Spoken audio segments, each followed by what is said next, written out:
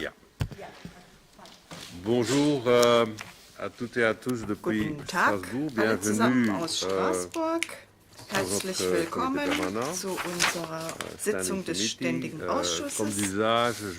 Wie üblich werde ich die Sitzung auf Englisch leiten, um das Leben der Dolmetscherinnen und Dolmetscher zu erleichtern. So I declare the meeting of the Standing Committee open. Ich erkläre also die Sitzung des Ständigen Ausschusses für eröffnet und erinnere Sie sogleich daran, dass die Redezeit auf 3 Minuten für die Beiträge begrenzt ist und auf 10 Minuten für die Berichterstatter und 1 Minute für Fragen an den Minister und Verfahrensfragen.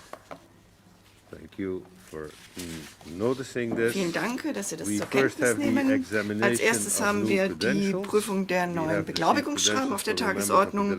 Wir haben die Beglaubigungsschreiben neuer Mitglieder der Delegationen von Belgien, Ungarn, Italien, Lettland und Rumänien erhalten. Das ist in Dokument 15240 enthalten. Gibt es Einwände gegen die Änderungen in der Zusammensetzung dieser Delegationen? Ich sehe keine Wortmeldungen. Dann sind die Beglaubigungsschreiben ratifiziert. Damit kommen wir dann zu Punkt 3, Änderungen in der Zusammensetzung der Ausschüsse. Die entsprechenden Änderungen sind in den Dokumenten 2021-03 und Addendum nachzulesen. Sind die entsprechenden Änderungen so zustimmungsfähig? Dankeschön. Dann kommen wir direkt zum vorgesehenen Meinungsaustausch mit Herrn Michael Roth, dem Staatsminister für Europa beim Auswärtigen Amt und Sonderbeauftragter der Bundesregierung für die deutsche Präsidentschaft des Ministerkomitees im Europarat. Ich wurde unterrichtet davon, dass Herr Roth um 11 Uhr pünktlich die Sitzung verlassen muss. Deswegen bitte ich Sie, sich so kurz wie möglich zu fassen beim Meinungsaustausch und an die vereinbarten Regeln zu denken. Eingangs der Sitzung wurden diese vereinbart. Ich werde eine Fragerunde zulassen, immer in Gruppen von 3 Fragen. Wie gesagt, Sie haben 1 Minute, um Ihre Frage zu stellen. Herzlich willkommen, Herr Minister Roth. Vielen herzlichen Dank für diesen zweiten Austausch. Das ist, glaube ich, der zweite mit dem Ständigen Ausschuss. Damit haben wir die Gelegenheit, eine Bestandsaufnahme des Voranschreitens, des Fortschrittes der deutschen Präsidentschaft zu machen. Und wir werden sicherlich auch Gelegenheiten für weitere Synergien zwischen der Versammlung und dem Ministerkomitee herausarbeiten können. Sie haben ja bereits in Ihrer Ansprache an die Parlamentarische Versammlung die Bedeutung der Stärkung des Europarats hervorgehoben mit seinen Kompetenzen. Es wird ja auch, steht ja auch der 70. Jahrestag der Mitgliedschaft Deutschlands beim Europarat an. Wir werden natürlich auch hier auf Ihre Prioritäten noch einmal eingehen, die unter anderem auch den EU-Beitritt zur Europäischen Konvention beinhalten und die Folgen aus dem Lissabon-Vertrag. Herr Roth, wir werden ja Herrn Sassoli bei unserer Plenarsitzung hier zu Gast haben und werden hier dieses Thema auch erörtern. Andere Prioritäten sind künstliche Intelligenz. Danke, dass Sie sich mit diesem Thema beschäftigt haben, denn jetzt haben wir ja in Vorbereitung auf verschiedene Regeln, verbindliche und nicht verbindliche, in Aussicht im Rahmen der Konvention. Und die Einhaltung der Urteile des Europäischen Menschenrechtsgerichtshofs ist natürlich wichtig. Minderheitenrechte, Bekämpfung von Diskriminierungen. Und etwas, was wir stets sehr hoch auf der Agenda haben, ist natürlich auch die Bekämpfung der Gewalt gegen Frauen. Wir werden in der Tat auch den 10. Jahrestag der Zeichnungsauflegung der Istanbul dieses Jahr begehen und natürlich auch die Priorität Umweltschutz und Menschenrechte selbstverständlich, die mir sehr am Herzen liegen. Ich freue mich sehr auf Ihre Ansprache und auf unsere weitere Zusammenarbeit und werde Ihnen nun auch sogleich das Wort übergeben. Herr Minister, bitteschön.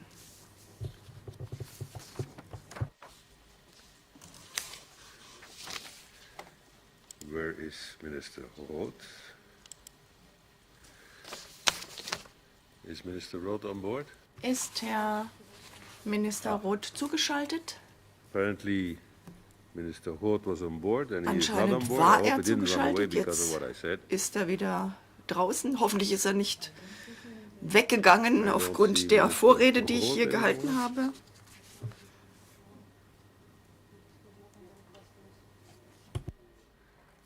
Okay, is he on the participation list?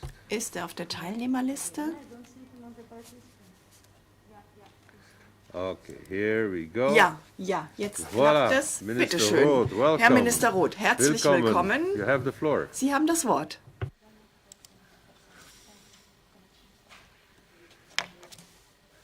Please do. Bitte schön. You have the floor, Mr. Minister. Sie Hola. haben das Wort, There he goes Herr again. Minister. Bitte schön. Could it be that there is some artificial Gibt intelligence es hier vielleicht somewhere around irgendeine here now? Störung durch künstliche Intelligenz? Okay, here we go again. Ja, No, he's gone wir again. versuchen es noch einmal. Hat nicht Wunderbar. geklappt. I do apologize to all of our members Ich for entschuldige this, mich bei allen technical Mitgliedern für hiccup, diese which technischen apparently Probleme und is some Schwierigkeiten. kind of, connection Anscheinend flaw, gibt es Verbindungsprobleme between ourselves and Germany. zwischen uns und Deutschland. Phew. Okay, I see Minister Roth again. Ich sehe Okay. ihn wieder. Herr Minister Roth. Mr. Minister, you have the Herr floor. I Minister, hope bitte it schön, works Sie haben now. das Wort. Ich hoffe, es funktioniert jetzt. You do not seem to Aber hear anscheinend me. hören Sie there mich you go. nicht und wieder ist er verschwunden. Okay. We don't hear you. Wir können Sie nicht hören. Please release your mic, Mr. Minister. Bitte öffnen Ja. Sie Ihr Mikrofon. Ich versuche mein Bestes seit Okay, 15 Minuten. Go ahead. Okay, Ja, jetzt klappt es. verstehen Sie mich? Alles klar. Es war sehr kompliziert. Ich grüße Sie alle ganz herzlich und ich bedanke mich von Herzen für die Einladung.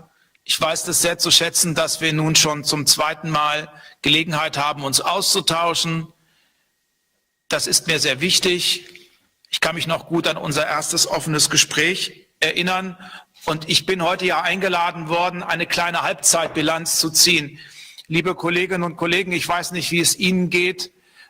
Nach wie vor sind unsere Arbeitsmöglichkeiten ja durch die Pandemie sehr stark eingeschränkt und unsere Hoffnung, dass wir schnell wieder in die Normalität zurückkehren können mit physischen Treffen, hat sich ja zerstoben. Das heißt, wir werden wohl noch einige Zeit mit diesen digitalen Angeboten, die nicht immer ganz einfach sind, klarkommen müssen. Dennoch haben wir uns als Vorsitz darum bemüht, substanzielle Fortschritte zu erzielen. Bei unserem ersten Treffen hatte ich Ihnen ja noch mal deutlich gemacht, was unsere Schwerpunkte sind. Für uns steht, und das ist das Kerngeschäft, im Vordergrund den Europarat als Garant, als Schutzmacht der Menschenrechte und der Rechtsstaatlichkeit zu stärken. Darüber hinaus haben wir das Thema Minderheiten in den Fokus gerückt. Hier vor allem die Lage der größten ethnischen Minderheit, der Sinti und Roma. Und zum Dritten haben wir dann Zukunftsthemen in den Blick gerückt. Hier vor allem zwei zentrale Bewährungsproben, die demokratische Gesellschaften in ganz besonderer Weise fordern. Das eine sind ethische Leitlinien für die künstliche Intelligenz, ein Thema, das immer wichtiger werden wird. Und das zweite ist vor allem Hassrede, Hate Speech im Netz. Wie gehen wir als demokratische Gesellschaften, die ja auch der freien Meinungsäußerung verpflichtet sind, damit um? Und darüber würde ich gerne mit Ihnen kurz sprechen wollen. Und ich möchte am Anfang auch auf die schwierigsten Aufgaben hinweisen, mit denen wir uns sehr intensiv befasst haben. Das ist nämlich vor allem die zentrale Frage, wie schaffen wir es, die Mitgliedstaaten darauf zu verpflichten, dass die Urteile des Europäischen Gerichtshofes für Menschenrechte uneingeschränkt befolgt werden. Und hier haben wir mehrere Schwierigkeiten, große, prominente Fälle, an denen wir schon seit Jahren arbeiten und die uns aber in besonderer Weise verpflichten. Im Fall, den alle kennen Sie, im Fall von Osman Kavala, haben wir inzwischen auch auf Ersuchen des Ministerkomitees ein Schreiben aufgesetzt an den türkischen Außenminister, wo wir noch einmal klar auffordern, dass die Türkei ihren Verpflichtungen unverzüglich nachzukommen hat. Kavala sitzt jetzt seit 3,5 Jahren in Untersuchungshaft. Wir werden dieses Thema jetzt in jeder Sitzung der Botschafterinnen und Botschafter in Straßburg auf die Tagesordnung setzen. Das gilt ebenso für den Fall von Selahattin Demirtas. Der wurde in der vergangenen Woche auch im zuständigen Ausschuss behandelt. Auch seine Haft ist politisch motiviert. Auch hier fordern wir unverzügliche Freilassung ein. Und einen dritten prominenten Fall, auf den will ich auch noch kurz eingehen, der Rechtsgerichtshofes in seiner Eilentscheidung vom 16. Februar. Auch das ist inakzeptabel und wir werden bei diesem Thema nicht nachlassen, unserem Bemühen, dass Russland dieses Urteil des Menschenrechtsgerichtshofes unverzüglich umsetzt. Ein weiteres wichtiges Thema, wo wir auch eine neue Dynamik hier hineingebracht haben, ist der überfällige Beitritt der Europäischen Union zur Europäischen Menschenrechtskonvention. Es ist ein eher deprimierendes Thema, weil seit dem Lissabonner Vertrag der Beitritt der Europäischen Union zur Menschenrechtskonvention vorgesehen ist. Wir haben jetzt noch einmal die Verhandlungen 47+1 aufs Gleis gesetzt. Wir arbeiten an zügigen Fortschritten.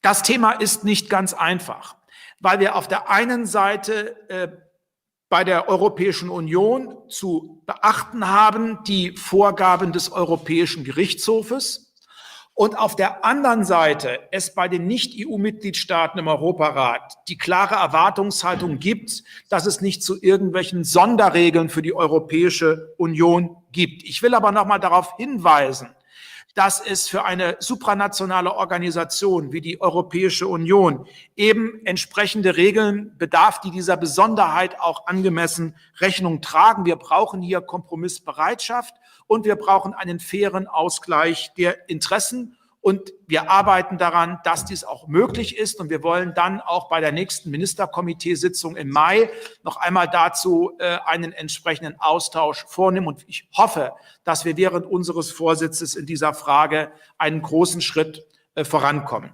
Jetzt noch einmal kurz zu den beiden Zukunftsthemen, künstliche Intelligenz und Hate Speech im Netz. Wir haben dazu ja mehrere hochrangige Vorsitzkonferenzen durchgeführt, wie ich überhaupt noch mal unterstreichen möchte, wie groß das Interesse vieler Menschen an der Arbeit des Europarates ist.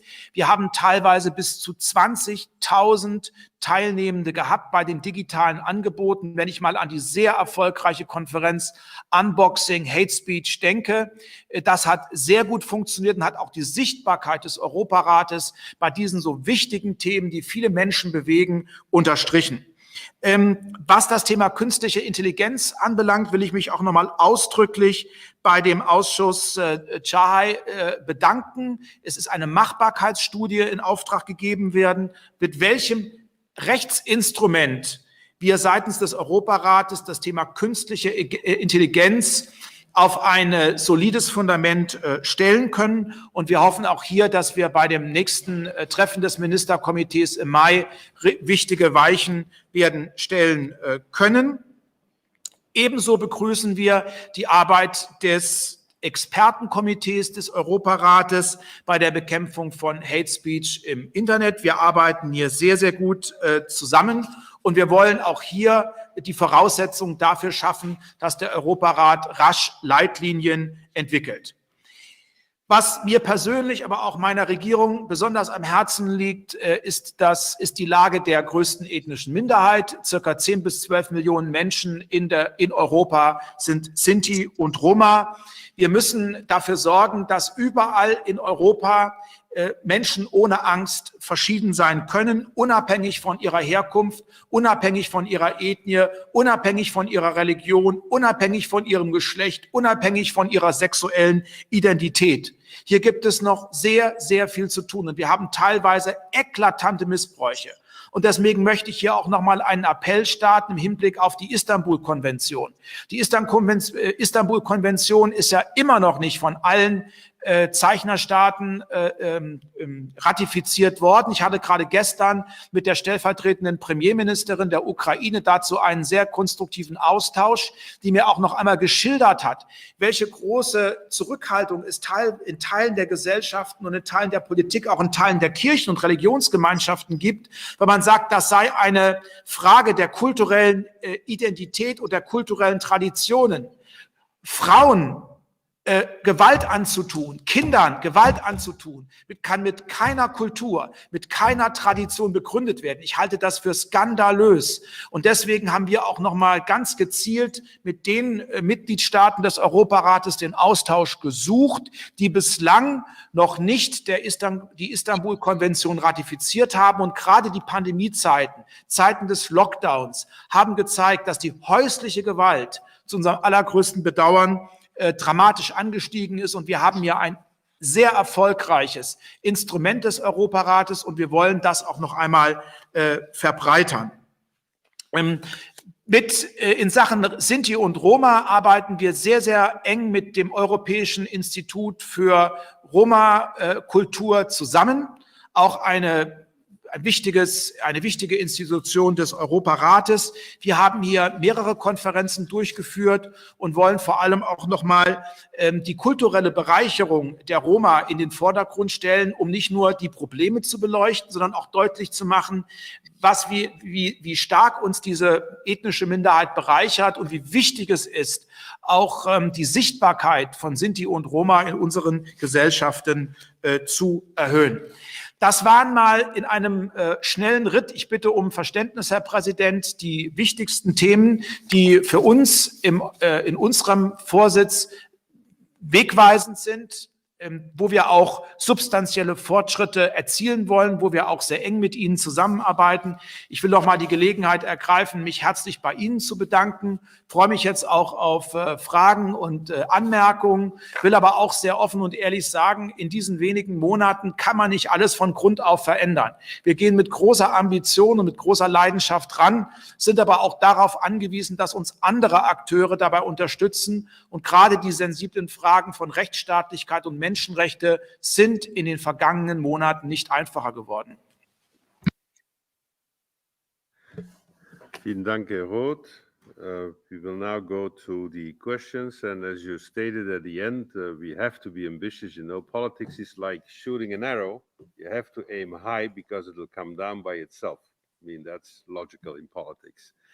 But having said this, I think that there are sizable accomplishments already within the German presidency, and without any question, more to come. I will now go to our members for questions. I go and look at my list. I got a lot of them. I will take 3 questions at a time. We'll then give you the floor, Mr. Minister, and we will proceed like that. The 3 first on my list is Emmanuel Zingeris, followed by Tini Cox, followed by Alexander Pojcek. Emmanuel, you have the floor. 1 minute.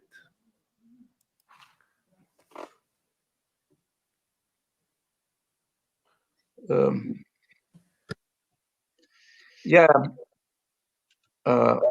man kann uns hören, ja. Lieber Kollege, können Sie uns hören oder nicht? We hear you, Emmanuel. Go ahead. Don't lose your time. Okay, weil ich weiß nicht, ob das möglich ist.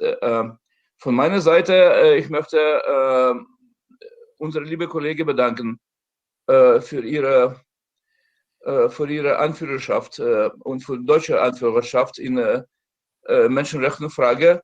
Sagen Sie bitte, Kollege, was erwarten Sie von uns in der Parlamentarischen Versammlung im Fall von Herrn Nawalny? Danke, das haben Sie und Ihre Schirmherrschaft das alles getan für Gesundheit. Ich möchte mich bedanken. Aber sagen Sie die nächsten Schritte, weil russische Regierung reagiert nicht auf unseren Aufruf und was tun wir? Und zweitens, wie geht es mit Istanbul-Konvention? Weil das ist sehr wichtig für die ethische, moralische Haltung von Europäischer Union und auch natürlich für unsere Parlamentarische Versammlung in Europarat. Zwei Sachen, welche sind sehr wichtig und wir erwarten von Ihnen gewisse Meinung. Danke herzlich für Ihren Anteil. Thank you, Emmanuel. We now go to Tini Cox. Tini, you have the floor. Thank you, Mr. President. Thank you, Mr. Minister. As the President said, if we want to strengthen the position of the court, accession of the EU to that court would be beneficial both for the European Union and for the court as such and the member states. Could you briefly tell us something about the negotiations that are ongoing? What has happened and what can we see? What can we expect that will happen in the near future? And a second question regards the worrying developments in Turkey, whereas we see that there is now a real danger that the third party in Parliament, HDP, will be banned from Parliament. And I am sure that you are quite busy with that, but could you please tell us something about your involvement in order to keep Turkey on the democratic track? Thank you very much. Thank you, Tini. We now move to Alexander Pejcinovic. Alex, you've got the floor.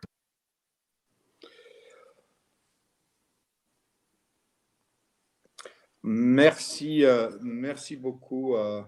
Monsieur le ministre, moi j'ai une question plus générale concernant le fonctionnement de notre organisation. Nous sommes là, ici, parmi les parlementaires, dans le cadre de l'Assemblée parlementaire du Conseil d'Europe.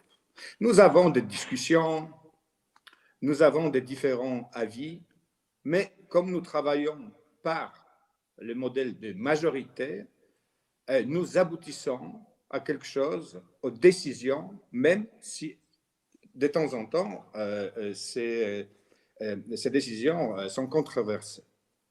Et j'ai l'impression que le Conseil des ministres a beaucoup plus du mal pour parvenir à des décisions quelconques. Est-ce que vous partagez mon avis? Et si oui, qu'est-ce que nous pourrions faire pour changer cette situation? Merci beaucoup. Thank you. Alex has convened 3 questions, and then, Mr. Minister, you have the floor. The shorter you are, the more questions you can have. Herr Vorsitzender, das mache ich sehr gerne. Ich höre mich doppelt, deswegen kann ich jetzt nicht weiterreden.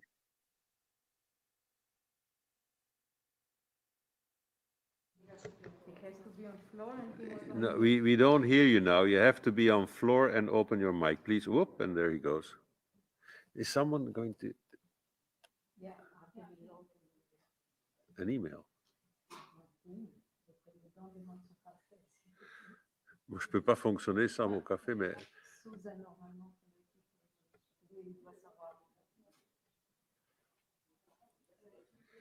We lost... Okay. Okay, hören Sie mich jetzt? Ja, super. Gehen Sie mal. Ich kann nur um Entschuldigung bitten. Ich weiß nicht, ob die Fehler hier bei uns liegen, aber es ist heute Morgen alles andere als einfach. Ich bitte um Nachsicht.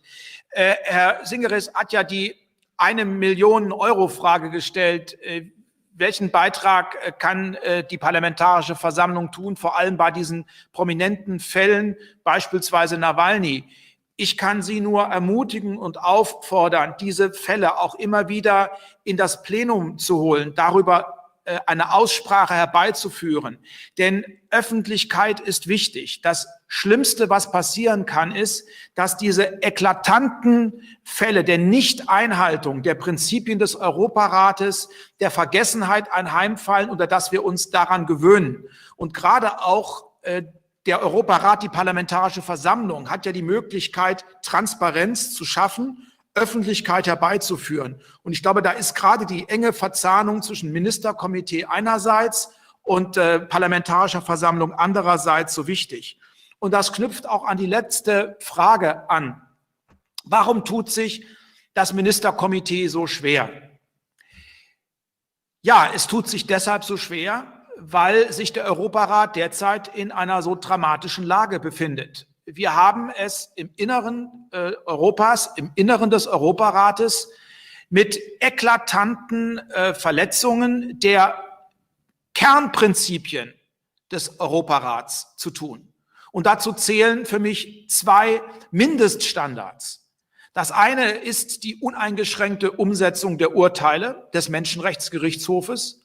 Und das zweite ist, dass Beobachtungsmissionen, mandatierte Missionen des Europarates einen freien Zugang überall hin haben müssen.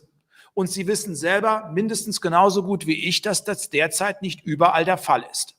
Und natürlich basiert vieles im Ministerkomitee auf dem Konsensprinzip.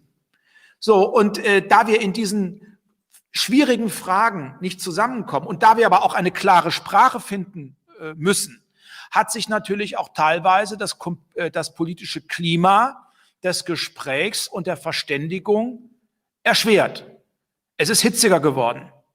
Und ich glaube, dass diese unterschiedlichen Wahrnehmungen einer parlamentarischen Versammlung, ich bin ja auch Abgeordneter, viel selbstverständlicher zum Ausdruck gebracht werden als bei Regierungsvertreterinnen und Regierungsvertretern.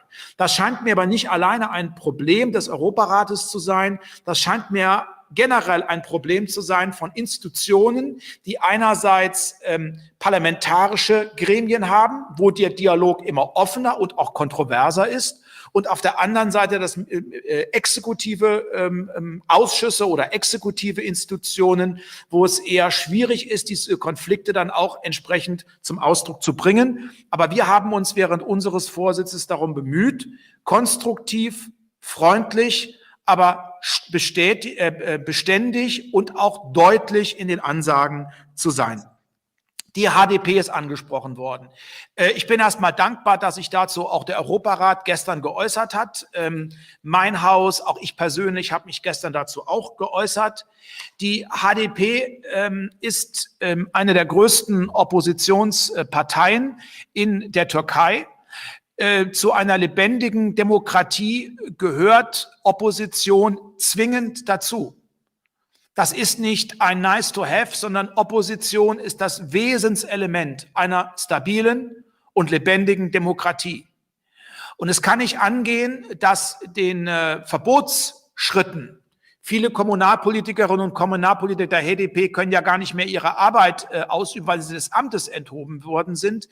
Also man kann nicht diesen ersten Schritten der Beeinträchtigung der Arbeit einer Oppositionspartei nun einen weiteren Schritt folgen lassen, indem man dann einfach sagt, wir drohen, diese Partei zu verbieten. Das ist wäre aus unserer Sicht ein weiterer Schritt der massiven Verletzung von Demokratie und Menschenrechten, und wir sollten das auch immer wieder deutlich zum Ausdruck bringen. Natürlich hat sich auch die HDP an entsprechende Regeln und an entsprechende demokratische Standards zu halten, aber ich hatte gerade in der vergangenen Woche einen engen Austausch und einen sehr offenen Austausch mit den Vorsitzenden und mit den Vertreterinnen und Vertretern der HDP, weil wir auch dieses oppositionelle Engagement in der Türkei wertschätzen und respektieren, weil es auch Teil der demokratischen Kultur zu sein hat. Im Rahmen unseres Einsatzes für die künstliche Intelligenz ist nochmal nach der Rolle von Çağay gefragt worden. Also wir zielen zumindest auf substanzielle Zwischenergebnisse für das Ministertreffen im Mai dieses Jahres. Das heißt, wir wollen als Ministerkomitee Çağay mandatieren, konkrete Elemente eines verbindlichen Rechtsrahmens für die künstliche Intelligenz zu entwickeln, und zwar im Blick auf eine Mandatierung im nächsten Ministertreffen 2022. Das heißt, es muss dann auch um eine entsprechende Konvention, eine entsprechende Rahmenkonvention gehen, und dafür wollen wir jetzt die Voraussetzungen schaffen mit der entsprechenden Mandatierung von Çağay. Soweit vielleicht mal zu Ihren Fragen. Vielen Dank. Thank you for this first series of responses. We have now 7 people on our list. I will give the 3 first on the floor and then the 4 one after that, and close the list at this stage. So now at this stage, I have 3 colleagues, Jacques Meyer, Nicole Tris, and Ahmed Yildiz. We will head off with Jacques. Jacques, you have the floor.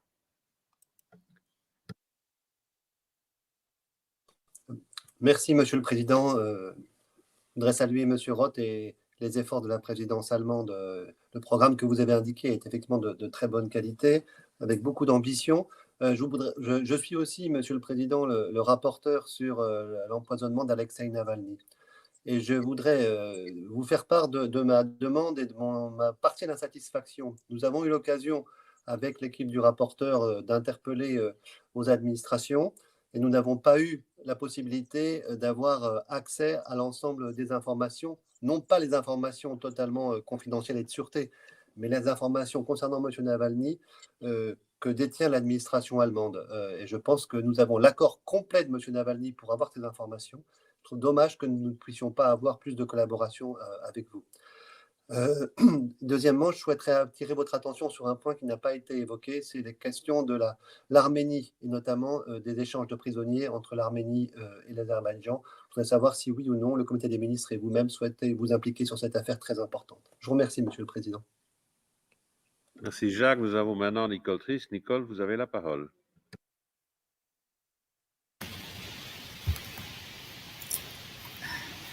Oui, je ne sais pas si vous m'avez... Vous m'entendez? On vous attend. Bon, voilà, je ne sais pas si vous m'avez à l'écran. Bonjour, Monsieur le Ministre, j'aimerais vous poser une question sur la gestion de la crise sanitaire au sein de l'Europe. Alors que le virus n'a pas de frontières et que l'Europe s'est bâtie sur la liberté d'aller et de venir des populations, ce qui a engendré l'apparition de travailleurs frontaliers, de familles binationales et de scolarisation d'enfants de part et d'autre de nos frontières, la diversité des situations sanitaires des États, mais aussi et surtout les différences de la gestion de la crise ont créé des inégalités de traitement, voire des discriminations.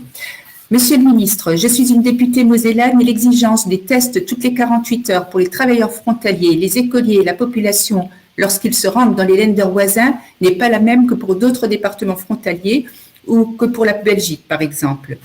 Et si je comprends parfaitement la nécessité de prendre des mesures pour éviter à la population locale d'avoir une 3e vague, je reste beaucoup plus réservée sur la méthode retenue qui repose sur trop peu de coordination européenne. N'y avait-il pas d'autres alternatives plus conformes aux principes auxquels nous sommes tous attachés? Par ailleurs, quelles leçons, selon vous, devons-nous tirer de cette expérience pour affronter les différentes éventuelles crises de ce type à l'avenir? Je vous remercie. Merci Nicole, excellente question. Maybe for the minister to know, I am at a rate of at least 2 tests a week at this stage. But okay, Ahmed Yildiz. Ahmed, you have the floor.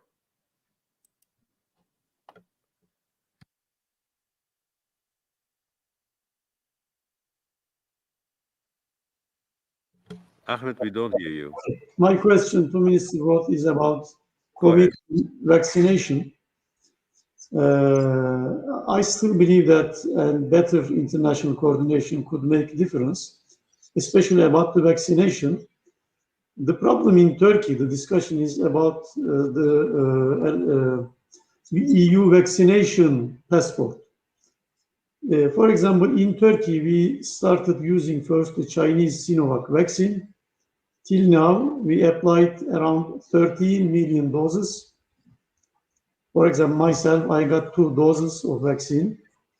And probably in coming weeks, the BioNTech will reach. Is it true that those who got Chinese vaccine, Sinovac, could not travel to the EU because of this EU vaccination project? Because it is a very widely used vaccine, the most widely used vaccine, I think, in the world, and it is very effective. If so, it will cause a big discrimination, I think, and unnecessary restriction to the freedom of movement. Thank you. Thank you, Ahmed. Mr. Minister, you have the floor. Vielen Dank, meine Damen und Herren Abgeordnete. Ich will mal mit Herrn Yildiz beginnen, weil das Thema Impfen uns alle ja bewegt. Um es mal sehr offen zu sagen, wir haben in fast allen Ländern bislang einen Mangel an den Impfdosen, um wirklich alle Menschen rasch und umfassend zu impfen. Überwiegend sind ja 2 Impfungen nötig. Ich plädiere aber hier sehr für einen globalen und für einen europäischen Ansatz, weil es uns nicht hilft, wenn jeder nur nationalstaatlich darauf achtet, dass möglichst viele Menschen geimpft werden. Denn dieser Virus kennt keine Grenzen und er hat auch keinen Reisepass. Das ist eine globale Pandemie, also brauchen wir auch globale Strategien. Wir engagieren uns dabei sehr über die Plattform COVAX. Die Plattform COVAX soll ja auch den Staaten möglichst rasch Impfdosen zur Verfügung stellen, die selber nicht über die Finanzmittel verfügen, in größerer Zahl die teilweise ja sehr teuren Impfstoffe zu erstehen. Wir werden da auch weiter dran arbeiten müssen. Wir befinden uns aber derzeit in fast allen Staaten in einer schwierigen Situation, weil es noch nicht genügend Impfdosen gibt. Und ja, es ist richtig, dass natürlich die Zulassung in der Europäischen Union für uns essentiell ist. Ganz einfach, weil wir uns auf ein europäisches Verfahren verständigt haben. Das heißt, die Europäische Arzneimittelagentur und nicht alleine die nationalen Arzneimittelbehörden müssen einen Impfstoff genehmigen. Und deswegen sind wir auch froh, dass wir beispielsweise derzeit in einem Genehmigungsverfahren uns befinden für den russischen Impfstoff Sputnik V, der bislang für den EU-Markt noch nicht zugelassen ist. Das sogenannte Impfzertifikat soll über 3 Elemente informieren. Erstens, war ein Mensch bereits infiziert? Zweitens geht es um das Testen und drittens geht es um die Frage, ist man ausreichend geimpft worden? Ja, und die Verhandlungen dazu laufen natürlich noch. Wir wollen bis Juni ein entsprechendes digitales Impfzertifikat auf den Weg bringen. Ich hoffe, dass uns das auch gelingt. Wir sind da auch auf eine enge Zusammenarbeit mit den Gesundheitsbehörden angewiesen. Aber wir gehen derzeit nicht davon aus, dass das Impfzertifikat die Voraussetzung dafür ist, dass man in der Europäischen Union mobil sein kann. Es ist aber eine Hilfe, vor allem die dem Gesundheitsschutz dient, aber auch der notwendigen Mobilität und dem Offenhalten von Grenzen. Denn da bin ich dann auch schon bei der nächsten Frage. Ich freue mich erstmal, dass sich auch der Europarat offenkundig mit der Situation an der deutsch-französischen Grenze befasst. Es gibt, glaube ich, keine Region, in der die Grenzen eine so geringe Rolle spielen im Alltag wie an der deutsch-französischen Grenze. Es gibt aber auch nirgendwo einen so engen, regelmäßigen, kontinuierlichen Austausch zwischen Deutschland und Frankreich wie an dieser Grenze. Gerade gestern hat Frankreich, die französische Regierung, weitere verschärfte Maßnahmen angekündigt, weil die Zahlen aufgrund der 3. Welle noch einmal dramatisch in die Höhe gehen. Und wir haben im Distrikt Moselle vor allem ein großes Problem mit der brandgefährlichen Südafrika-Virusmutante. Inzwischen haben sich auch im unmittelbar benachbarten Saarland die Zahlen dramatisch erhöht. Sie waren noch vor kurzem bei 10%. Wir liegen derzeit bei 20%. Und wenn wir so weitermachen, liegen wir dann irgendwann bei 40%. Und die britische und vor allem die südafrikanische Virusmutation sind deutlich gefährlicher als die bisherigen Formen von Corona bzw. von Covid-19. Aber Sie haben völlig recht, es ist wichtig, dass wir das Leben vor Ort, das Arbeiten vor Ort so wenig wie möglich beeinträchtigen. Deswegen haben wir ja auch entsprechende Ausnahmen für Pendlerinnen und Pendler gefunden. Das Testen steht hier ganz besonders wichtig. Und ich sage das mal sehr offen. Wir bewegen uns in allen Mitgliedstaaten des Europarates, in allen betroffenen Ländern permanent in einem Spannungsverhältnis zwischen einerseits der Freizügigkeit, der Mobilität der Menschen, wo Grenzen keine Rolle spielen, und andererseits dem Prinzip der die Gesundheit der Menschen so gut es irgend geht zu schützen. Und dabei sind koordinierte Maßnahmen wichtig. Deswegen tun wir das in der Europäischen Union. Da gibt es sicherlich noch Luft nach oben. Aber gerade in der deutsch-französischen Grenzregion bemühen wir uns darum, den Austausch so gut es geht zu verbessern, damit am Ende auch die Belastungen für die Menschen in dieser Region so gering wie möglich ausfallen. Ihnen, Herr Mehr, möchte ich erstmal ausdrücklich danken, weil wir natürlich auch Ihrem Engagement, Herr Mehr, denn Sie sind ja für den Bericht der Parlamentarischen Versammlung zuständig, große Bedeutung beimessen. Ich kann Ihnen nur zustimmen. Auch für uns ist die Arbeit sehr schwer. Russland liegen ja inzwischen alle notwendigen Beweise vor, um entsprechende Ermittlungen einzuleiten. Das ist bisher, wie Sie alle wissen, nicht geschehen. Wir bedauern das insbesondere, dass Russland seine Anfrage nach technischer Unterstützung an die OVCW am 16. Dezember schon wieder zurückgezogen hat. Also hier appellieren wir immer wieder auch an Russland, seiner Verantwortung gerecht zu werden. Ich möchte noch einmal daran erinnern, dass Herr Nawalny als russischer Staatsbürger auf russischem Staatsgebiet vergiftet wurde. Er wurde nicht in Deutschland vergiftet, sondern er wurde dann nach Deutschland ausgeführt, um sein Leben zu retten. Und das ist uns Gott sei Dank, dank tüchtiger und engagierter Ärztinnen und Ärzte auch gelungen. Armenien haben Sie angesprochen. Auch hierzu bin ich im Gespräch gewesen, habe mich hierzu auch öffentlich geäußert.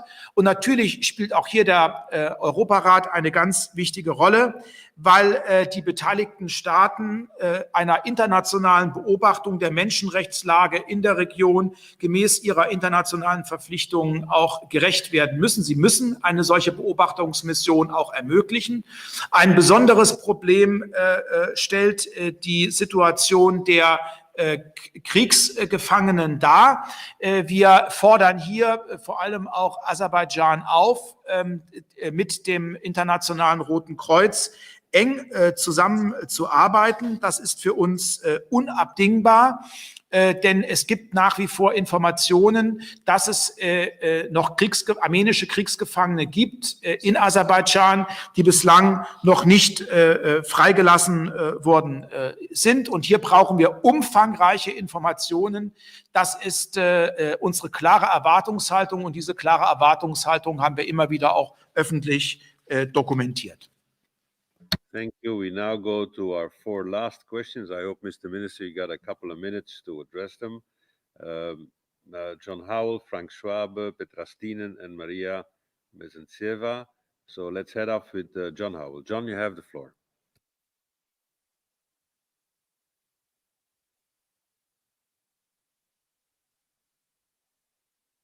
Mr. President, it's a pleasure to ask you questions, Minister.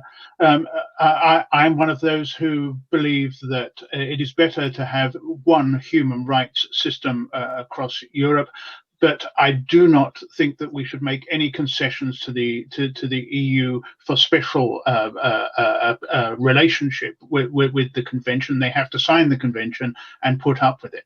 The second point that I would raise to you is in relation to Turkey, where I'm aware that Mr. Turkdoğan has been arrested.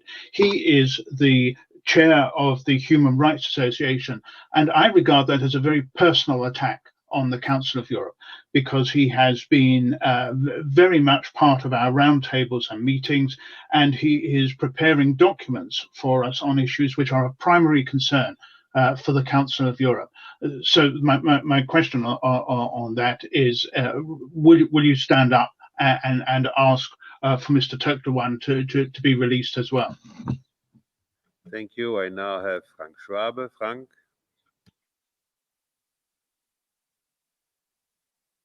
Entschuldigen Sie bitte, ich habe nicht verstanden, um welchen Inhaftierten es in der Türkei geht. Ich habe den Namen nicht verstanden. Sorry. Turkdoğan. Yeah. Despina, maybe just a second. Yes, Minister. Mr. Haller was referring to Mr. Turkdoğan, Human Rights Association co-chair. Voilà. Thanks. Okay, we now go to Frank Schwabe. Frank, you have the floor. Ja, vielen Dank, Herr Staatsminister. Schön, Sie heute Morgen zu sehen. Ich will mich bedanken für die klaren Worte, die du schon zur Türkei gefunden hast und zur aktuellen Lage. Ich will aber nochmal nachhaken und fragen, ich meine, das, was wir gerade erleben, und wir diskutieren ja gleich auch nochmal in einer Current Affairs Debate hier darüber, ist ja ein Generalangriff auf die Demokratie. Und es würde ja die innenpolitische Lage in einer Art und Weise zuspitzen, wie man sich das vielleicht bisher überhaupt gar nicht vorstellen konnte. Und die Lage ist schwierig genug. Also wäre doch die Frage, wie wir wirklich international so einen Druck aufbauen können, dass deutlich wird, ein Verbot der HDP kann und darf es wirklich nicht geben. Die Türkei würde sich komplett isolieren und alles das, was gerade im Bereich der Menschenrechte ja auch proklamiert wurde, würde ad absurdum geführt. Ich will eine zweite Frage stellen. Sie sind Minister, aber auch Abgeordneter. Wir haben das Thema Korruptionsskandal. Wir haben in Deutschland jetzt 4 Fälle von Parlamentariern und Ex-Parlamentariern, Herr Fischer, Frau Strenz, und gestern Abend noch ein aktueller Fall, der dazugekommen ist. Und Herr Lindner, wie bewerten Sie diese Korruptionssituation, die gerade in Deutschland stattfindet, und was hat das mit dem Europarat zu tun? Thank you, Frank. I now have Petra Stienen. Petra, you have the floor. Yes, good morning. Thank you, Mr. Minister, for your very open and transparent introduction and answering our questions. At the moment, the Commission on Status of Women is taking place in New York in an online way. The topic is, I think, very, very important for the Parliamentary Assembly of the Council of Europe. Women in public life, equal participation in decision-making. 2 days ago, the Netherlands elections took part. And during these elections, a few universities issued a report about the online hate against female politicians. It's really limiting young people, young women, to start participating in politics. Now, my question is, what can PACE do, as we're all parliamentarians as well, to fight, to challenge these gender stereotypes that are probably behind this hate speech? And when we look at the perpetrators of this hate speech, it's mainly men. So how can men, male politicians, be in a role model in challenging and fighting this hate speech? I thank you. Thank you, Petra. A last question from Marija Mezentseva. Marija, you have the floor.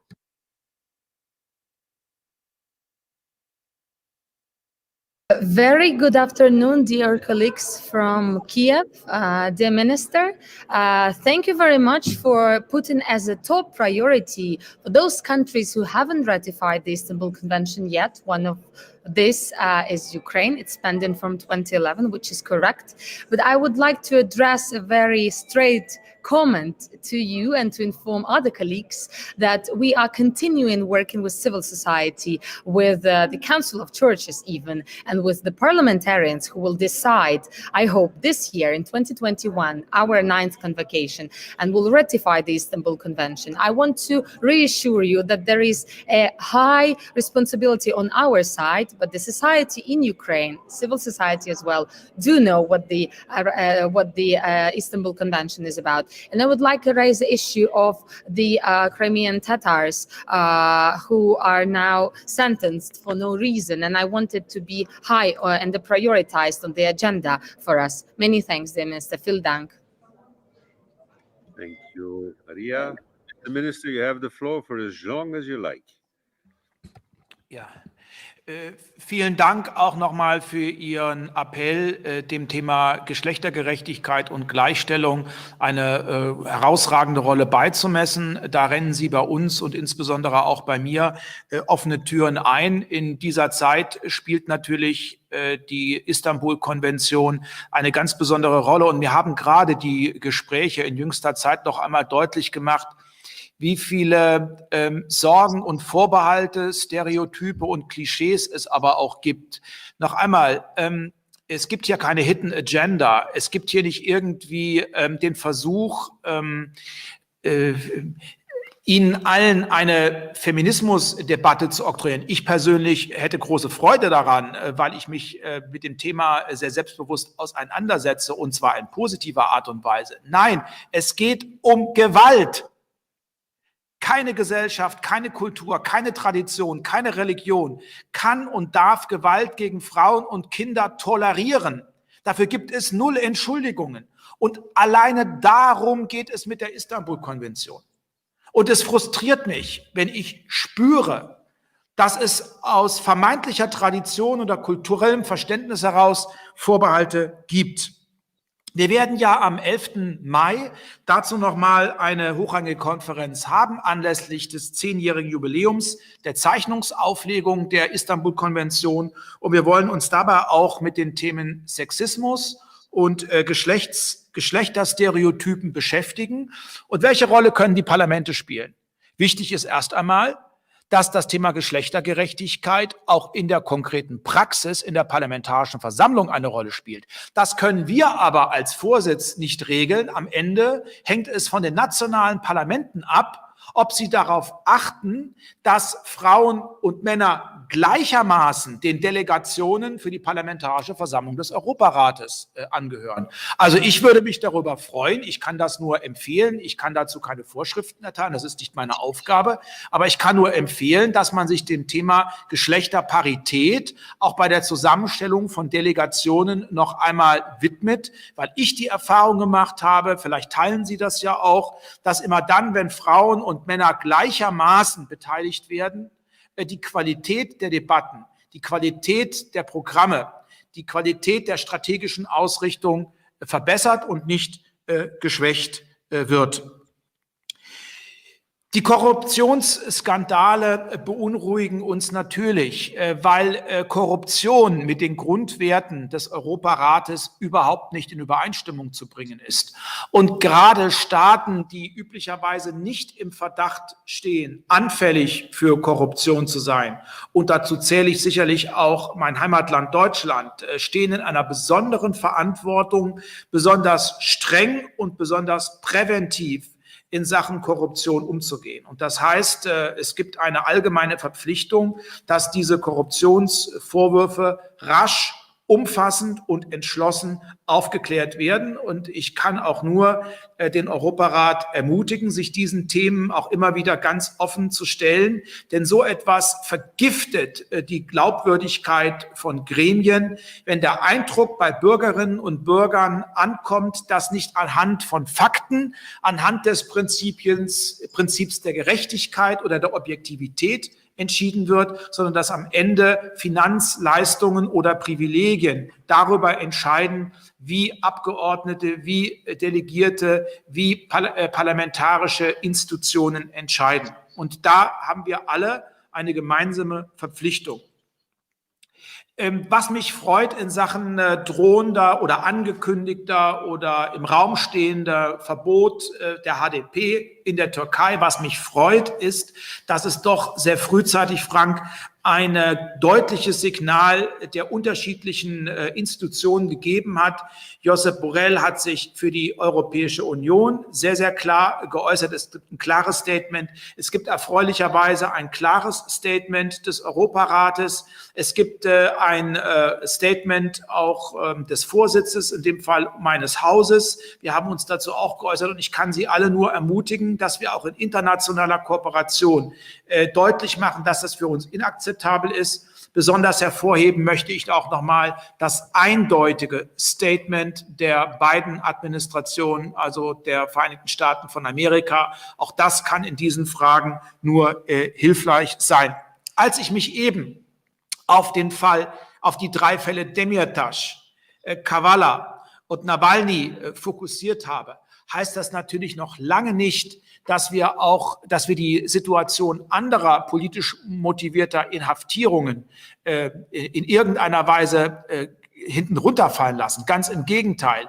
Es gibt eine klare Erwartungshaltung und Aufforderung, dass politisch motivierte Inhaftierte freizulassen sind und dass den Urteilen des Europäischen Gerichtshofs für Menschenrechte natürlich auch entsprechend Rechnung zu tragen ist. Und das gilt selbstverständlich auch für andere Fälle, unter anderem auch für den Fall von Toktoyan, den Sie eben genannt haben. Also bitte verstehen Sie mich nicht falsch. Nur weil ich jetzt 3 sehr prominente und exponierte Fälle genannt habe, heißt das noch lange nicht, dass wir bei den anderen Fällen nachlassen sollten. Das Gegenteil ist der Fall.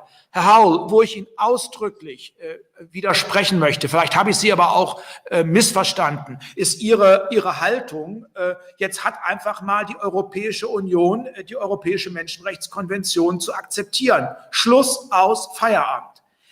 Die Europäische Union hat die entsprechenden Vorgaben des Europäischen Gerichtshofs zu akzeptieren. Und ich finde, es sollte doch auch in Ihrem Interesse und im Interesse des Europarates sein, also auch der Staaten sein, die nicht zur Europäischen Union oder nicht mehr zur Europäischen Union gehören, dass die Europäische Union sich zu dem verpflichtet, wozu wir uns ja alle zumindest auf dem Papier verpflichtet haben. Das stärkt die Europäische Menschenrechtskonvention und es stärkt im Übrigen auch die Rolle des Europarates. Ich will das auch nochmal am Beispiel der Venedig-Kommission hervorheben. Die Venedig-Kommission ist eine Institution des Europarates, aber sie erfüllt im Rahmen der Stärkung der Rechtsstaatlichkeit auch bei den Mitgliedstaaten des der Europäischen Union einen ganz besonderen Dienst. Und sie bereichert uns und sie stärkt das Prinzip der Rechtsstaatlichkeit, auch bei Mitgliedstaaten der Europäischen Union. Und diese enge Verzahnung und Zusammenarbeit bei den Themen Rechtsstaatlichkeit und Menschenrechte zwischen Europäischer Union einerseits und Europarat andererseits wünsche ich mir auch in vielen anderen Bereichen. Aber dafür ist es zwingend, dass wir jetzt auch mal einen großen Fortschritt erzielen bei dem Beitritt der Europäischen Union zur Menschenrechtskonvention.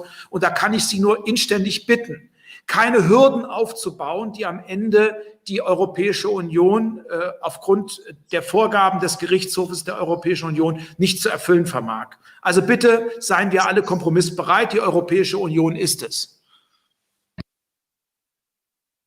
Thank you, Mr. Minister. We went over 11 o'clock, which was like the deadline that you gave us. I do apologize to those colleagues who still wanted to intervene, but we have to stick obviously to your time schedule. Unless if you've got a little bit more time, because I still have someone who wishes to has a question to you. Herr Vorsitzender, es hat ja technische Probleme gegeben und wenn Sie jetzt noch ein oder zwei, ich weiß nicht, wie viele Wortmeldungen haben, würde ich das gerne noch beantworten wollen. Super. Well, I have one more colleague who wishes to have a question to you, Alex Goncharenko. Ah, il n'est pas membre. Qu'est-ce qu'il fout là? Ah, well, apparently someone asked for the floor who is not a member. So, okay, so you've got all the questions that have been posed to you. Thank you again for your replies.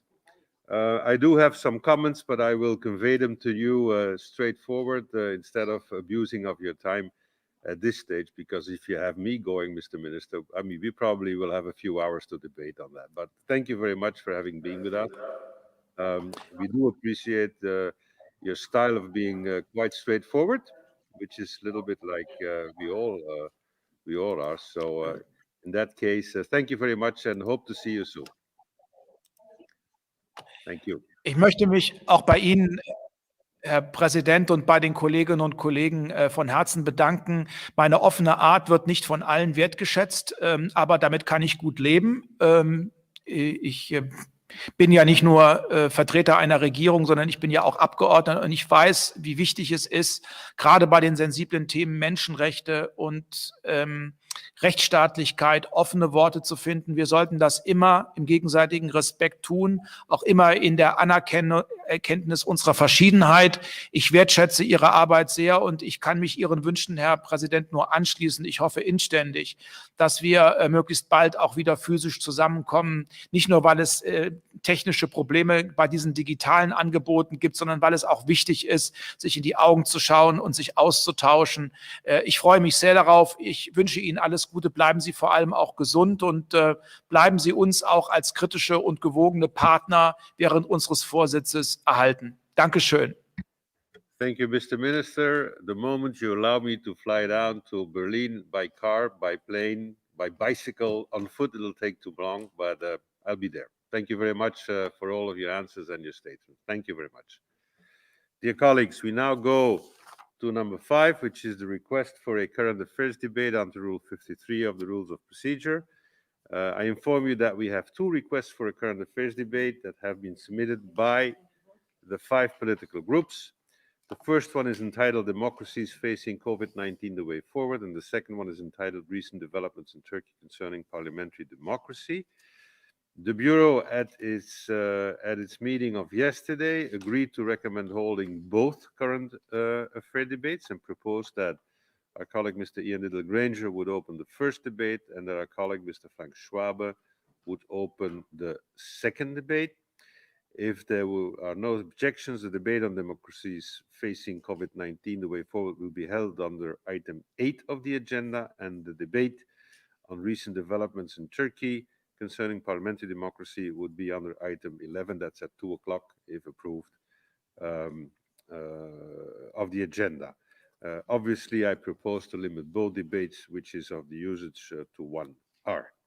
Are there objections to hold? Let's first have the current affairs debate on democracy facing COVID-19, the way forward. If so, please ask for the floor. No. Are there any objections to hold the current affairs debate on recent developments in Turkey concerning parliamentary democracies? I see Ahmed, who indeed also yesterday had an opinion. Ahmed, you have the floor.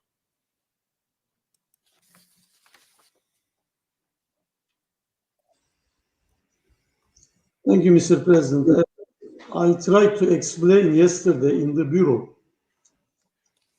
Taking this into agenda will be a rush, and this will strengthen the perception in Turkey about interference in Turkish judiciary.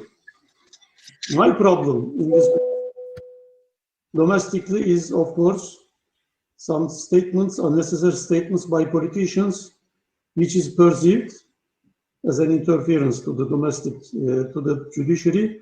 On the other side, statements from Europe, from members of the Council, while the case is in judiciary. Now these 2 cases, HDP, the case against HDP, on closure of HDP, and the case of Mr. Gergerlioğlu, they are both in Constitutional Court. The Constitutional Court previously and in recent years proved that the judges there are more liberties-minded, freedom-minded. In the recent case of a similar case of Mr. Berberoğlu, the Constitutional Court unanimously decided in favor of the immunity, in favor of the defendant, and insisted on this. So it prevailed. This is the judicial system in Turkey. So, because I was here on the session of the parliament when the case of Mr. Gergerlioğlu is read by the speaker in accordance with the judicial constitutional system. It is all legal, but it is now at the discretion of the Constitutional Court. The Constitutional Court will not listen neither to me nor to anybody else. Ahmed, So you have 1 minute. Please conclude now. Yes, Normally, only have let's 1 wait. speaking for 4 now. Please. Yes, let's wait for the Constitutional Court verdict. Thank you. I do apologize, and I understand the sensitivity, but we have to stick to the rules. We each have 1 minute, and you went over 4. So I now have someone who has to speak in favor, because you obviously spoke against. So who wishes to take the floor in favor? I see Tini Cox. Tini, you have the floor. Thank you, Mr. President, and especially after having heard Minister Roth talking about the great worries that he and the Council of Europe have with regard to the decrease of the democratic society in Turkey. I think that the proposal of the 5 group leaders to have a current affairs debate on this issue is exactly on the right time. So I hope that we will have this debate, and of course I hope that also from the side of Turkey there will be input in that very important debate. Thank you very much. Thank you, Tini. Thank you, Ahmed. Sorry that sometimes I have to be a little bit severe, but 1 minute is 1 minute. Ahmed, do you wish, or anyone else wish to have a vote on the issue? If so, Ahmed, please take the floor to signal that you wish to vote. Ahmed, you have the floor.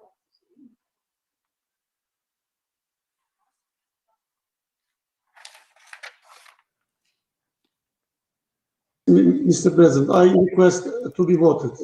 Okay. Thank you. Mr. Yunus Ahmed wishes a vote on the issue.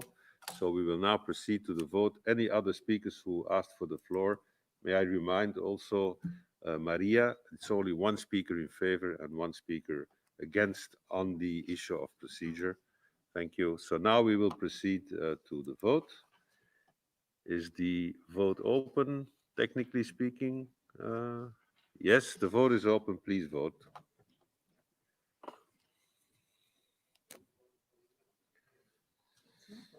Is not open? Can someone open the vote? No, I asked. You have to double check. Martin, can you check please if the vote is open?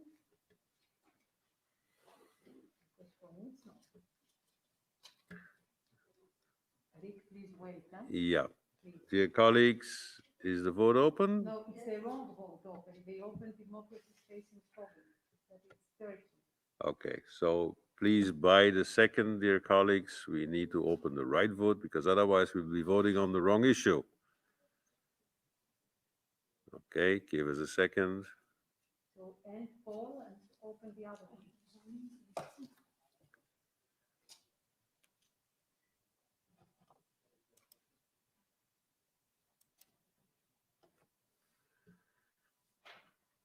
Give us a second, dear colleagues. Do it, eh? You just need to end the poll and then open the other. So, Okay, look at. No, it's not. And they open the other one. okay, so dear colleagues, the vote is now open on the request for a current affairs debate on Turkey. So please vote on the right one. The vote is now open on the current affairs debate request on Turkey. Please vote.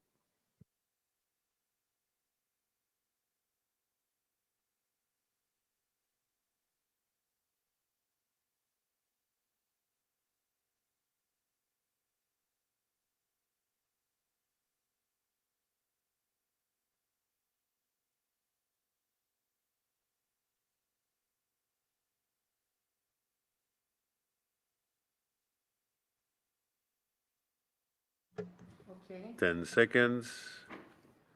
Those who have not yet voted and are allowed to vote.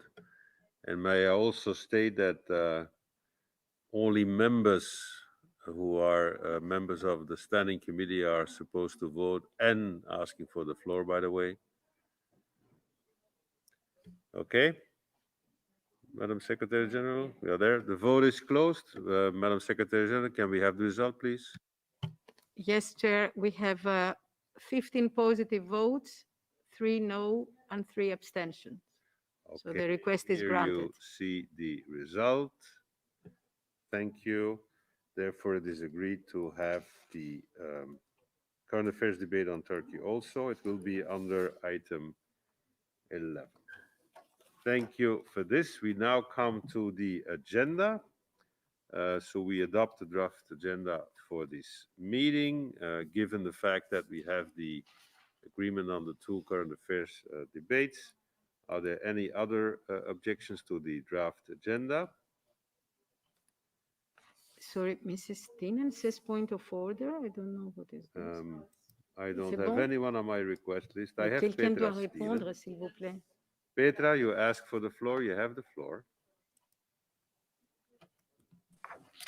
Yes, I was just typing it. I think things went okay, but President, I would like to ask you, also because of connection issues, to repeat before every vote what we're voting on. What do we say yes on and what do we say no on? Because on this one it went okay, but I wasn't completely clear what the exact vote was on. So that would be my point of order. Thank you.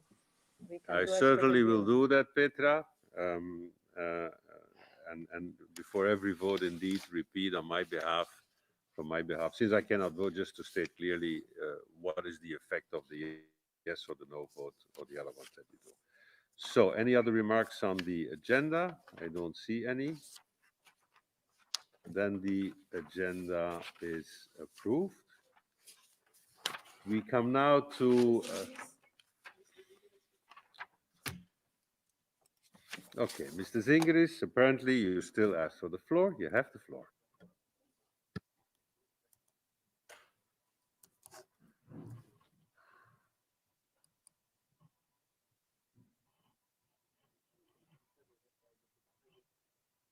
Yeah.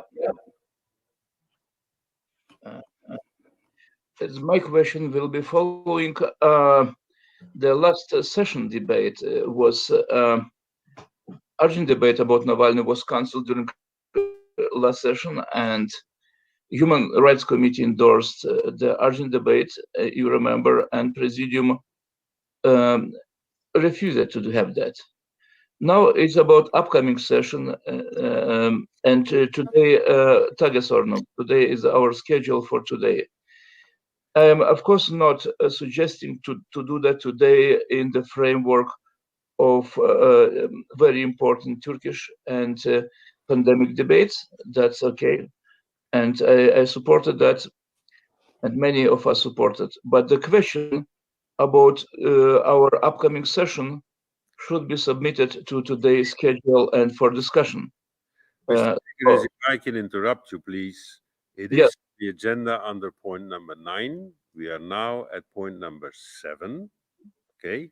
So the issue that you are raising will be addressed under point 9, which is the agenda of the plenary session. We now just approved the agenda of this standing committee. And if you allow me to do so, I would like to proceed with the meeting. If you wish to take the floor under point 9, you are invited to do so. Okay, thank you so much. Thank you very much, Mr. Zingeris. Okay, we now come to the statement of our Secretary General, Madam Marija Pejcinovic-Buric. Welcome, Madam Secretary General. I am not going to make a long introduction, although it has been prepared for me. I take it that some of the issues that you will raise in your statement will indicate some positions concerning the current affairs debate that will be subsequent on our number 8 in the agenda, which is the current affairs debate on democracies facing COVID-19, the way forward. And without any due delay, I will give you the floor, Madam Secretary General. Welcome at our standing committee, as always, and I give you the floor. Thank you.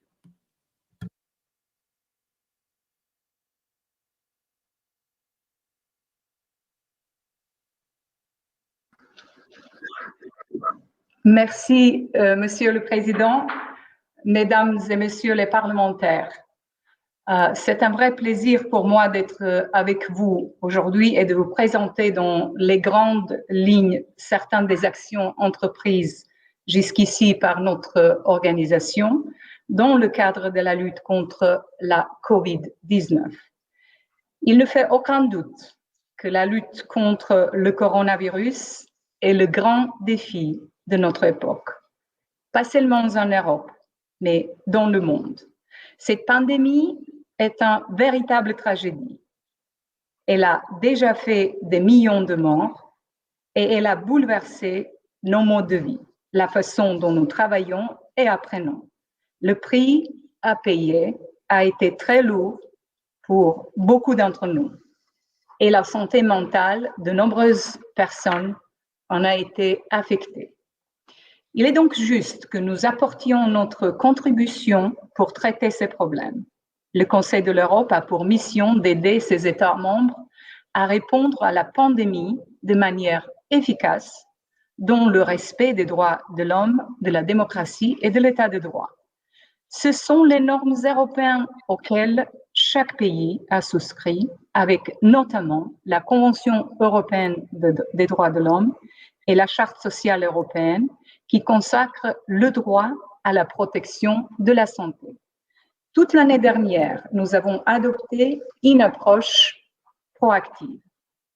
En avril 2020, j'ai publié une boîte à outils qui a confirmé aux autorités nationales que leur réponse en matière de santé publique doivent être nécessaires, proportionnées et limitées dans le temps. De même, notre commission de Venise a rappelé que tout état d'urgence doit être soumis à un contrôle démocratique et elle a précisé certains des principes et des conditions et des garanties qui devraient être respectés, y compris dans la conduite d'élections. En fait, chaque partie de l'organisation a travaillé sur les conséquences de la COVID-19. Nous n'avons pas le temps aujourd'hui de passer en revue chacune de ces actions entreprises. J'aimerais toutefois en citer quelques-unes. Par exemple, nous avons adopté des mesures pour garantir la continuité d'accès aux tribunaux et à la justice durant la pandémie. Ensuite, notre comité anti-torture, le CPT, a recommandé une série de mesures pour garantir la sûreté et la sécurité des personnes privées de liberté. Et nous avons aussi fourni des conseils aux États sur des questions allant de la prévention de la corruption et de la contrefaçon de produits médicaux jusqu'à la protection des données et à la liberté des médias. Tous ces sujets ont généré de nouveaux défis dans le contexte actuel. Ils demandent des réponses et nous les avons proposées. Nous avons également alerté sur l'apparition ou l'aggravation de discrimination à l'encontre de minorités et de personnes parlant les langues minoritaires, pour eux et pour les femmes et les enfants qui ont été exposés à un risque accru de violence et d'abus sexuels. Nous avons cherché à garantir le respect de nos normes et à aider les gouvernements à partager des bonnes pratiques. Nous savons bien que les enfants ont été lourdement exposés à un problème supplémentaire. Aucun système éducatif n'avait été conçu ou totalement préparé pour absorber l'impact du coronavirus. Dans certains pays européens, on continue à assurer l'enseignement en format mixte, en partie en classe, en partie en ligne. Et d'autres difficultés se poseront concernant la conception, l'évaluation et la reconnaissance des qualifications. La Convention européenne est claire. Nul ne peut se voir refuser le droit à l'instruction. Mais pour que ce droit soit effectif, il faudra faire preuve d'innovation et de détermination afin que les élèves et étudiants défavorisés ne décrochent pas dans leur scolarité parce qu'ils manquent de soutien, d'équipement ou de connexion à Internet. L'éducation doit être inclusive. Et cette ambition est fondamentale pour la feuille de route que nous avons adoptée afin de répondre à ces défis. At the Council of Europe, we have not only advised, we have provided material support too.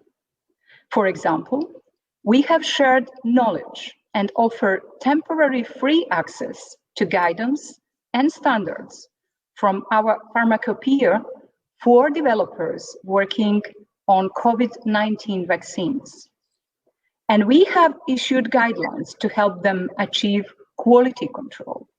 We have supplied over 50,000 pieces of protective equipment to prison services across Europe, including oxygen generators, protective masks, face shields, and medical protective uniforms. And the Council of Europe Development Bank has invested more than 3 billion euros in over 20 COVID-related emergency projects and issue social inclusion bonds to help fund members' countries' mitigation of the pandemic's social and economic effects. We have been present where people need us, and we will carry that philosophy forward. We need to, because the public health crisis is not static. Rather, it is a moving target that poses new questions and challenges, including for our own organization. 12 months ago, the world was longing for effective vaccines. Now, we are fortunate to have them, notwithstanding the difficulties that have plagued their rollout in parts of Europe, and from which lessons must be learned. But would it be acceptable for countries to make vaccinations compulsory for everyone or for specific groups only? Could governments establish vaccine certificates that allow only those who have been inoculated to cross specific borders? And might they have set up domestic certification schemes that allow access to certain spaces for citizens who have had the jab, but deny it to those who have not? Restaurants, cinemas, sports events, and so on. These are complex questions with important human rights dimensions. The Parliamentary Assembly expressed itself on some aspects of these issues during its January session. From my side, let me say this. First, the Oviedo Convention makes clear that any medical intervention should be subject to a patient's free and informed consent. Second, the European Convention on Human Rights imposes a strict lawfulness and proportionality test for justifying any mandatory measures in sensitive areas such as health. And third, unjustified differences in the treatment of people based on their health status may ultimately raise discrimination issues under both the European Convention and the European Social Charter. For example, vaccination certificates need to take into account privacy and data protection rights. And any document providing vaccinated people with access to rights, services, or places is problematic if that access remains off limits to those who cannot be vaccinated or have not had the chance to be vaccinated. Those designing systems like these should have these considerations at the forefront of their minds. In the first instance, it is for national courts to assess compliance with these legal principles, of course, if such cases arise. But I'm very aware that these debates are live, that they relate to our mandate, and that ultimately they might arrive at the European Court of Human Rights. We will continue to follow all of this and to support our member states in finding solutions to these challenges in line with our common standards. This ethos has defined our approach so far, including our new cooperation project on the protection of human rights and health care during the public health crisis, which I presented to the Committee of Ministers in January. Moving forward, we will apply it to the challenges yet to come.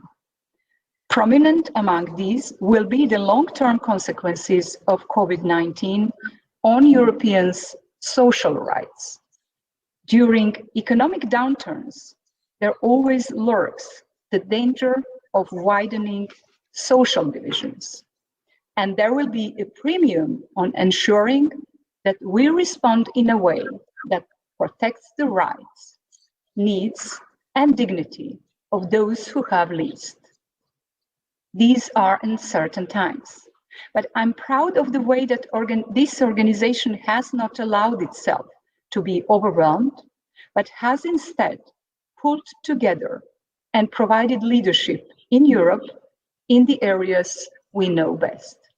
Not just parts of the organization, but all of it, and not least the Parliamentary Assembly.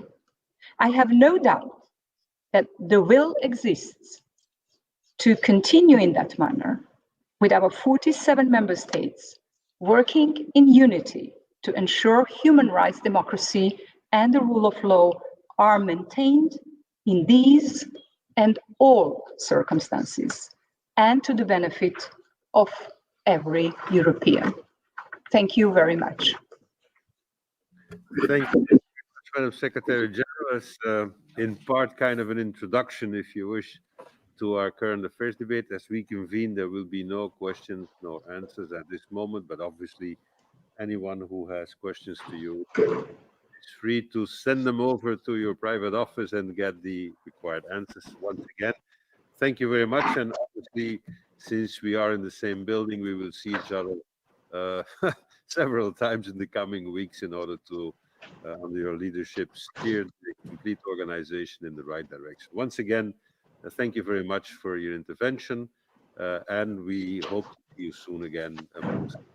In any case, in the April session, you will be present. Thank you very much. Thank you very much and good continuation. Thank you. We now come under our current affairs debate under Rule 53 of the Rules of Procedure. It is 11:33. As I told you, we have 1 hour, so we will go a little bit over time already because we got a few other issues to do.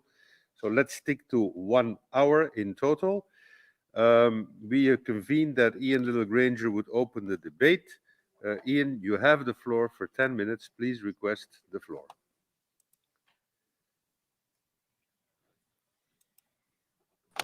Mr. President, thank you so much. And can I thank the Secretary General for her overview and her encouraging works, although I think we should have done much more to protect women and children from abuse.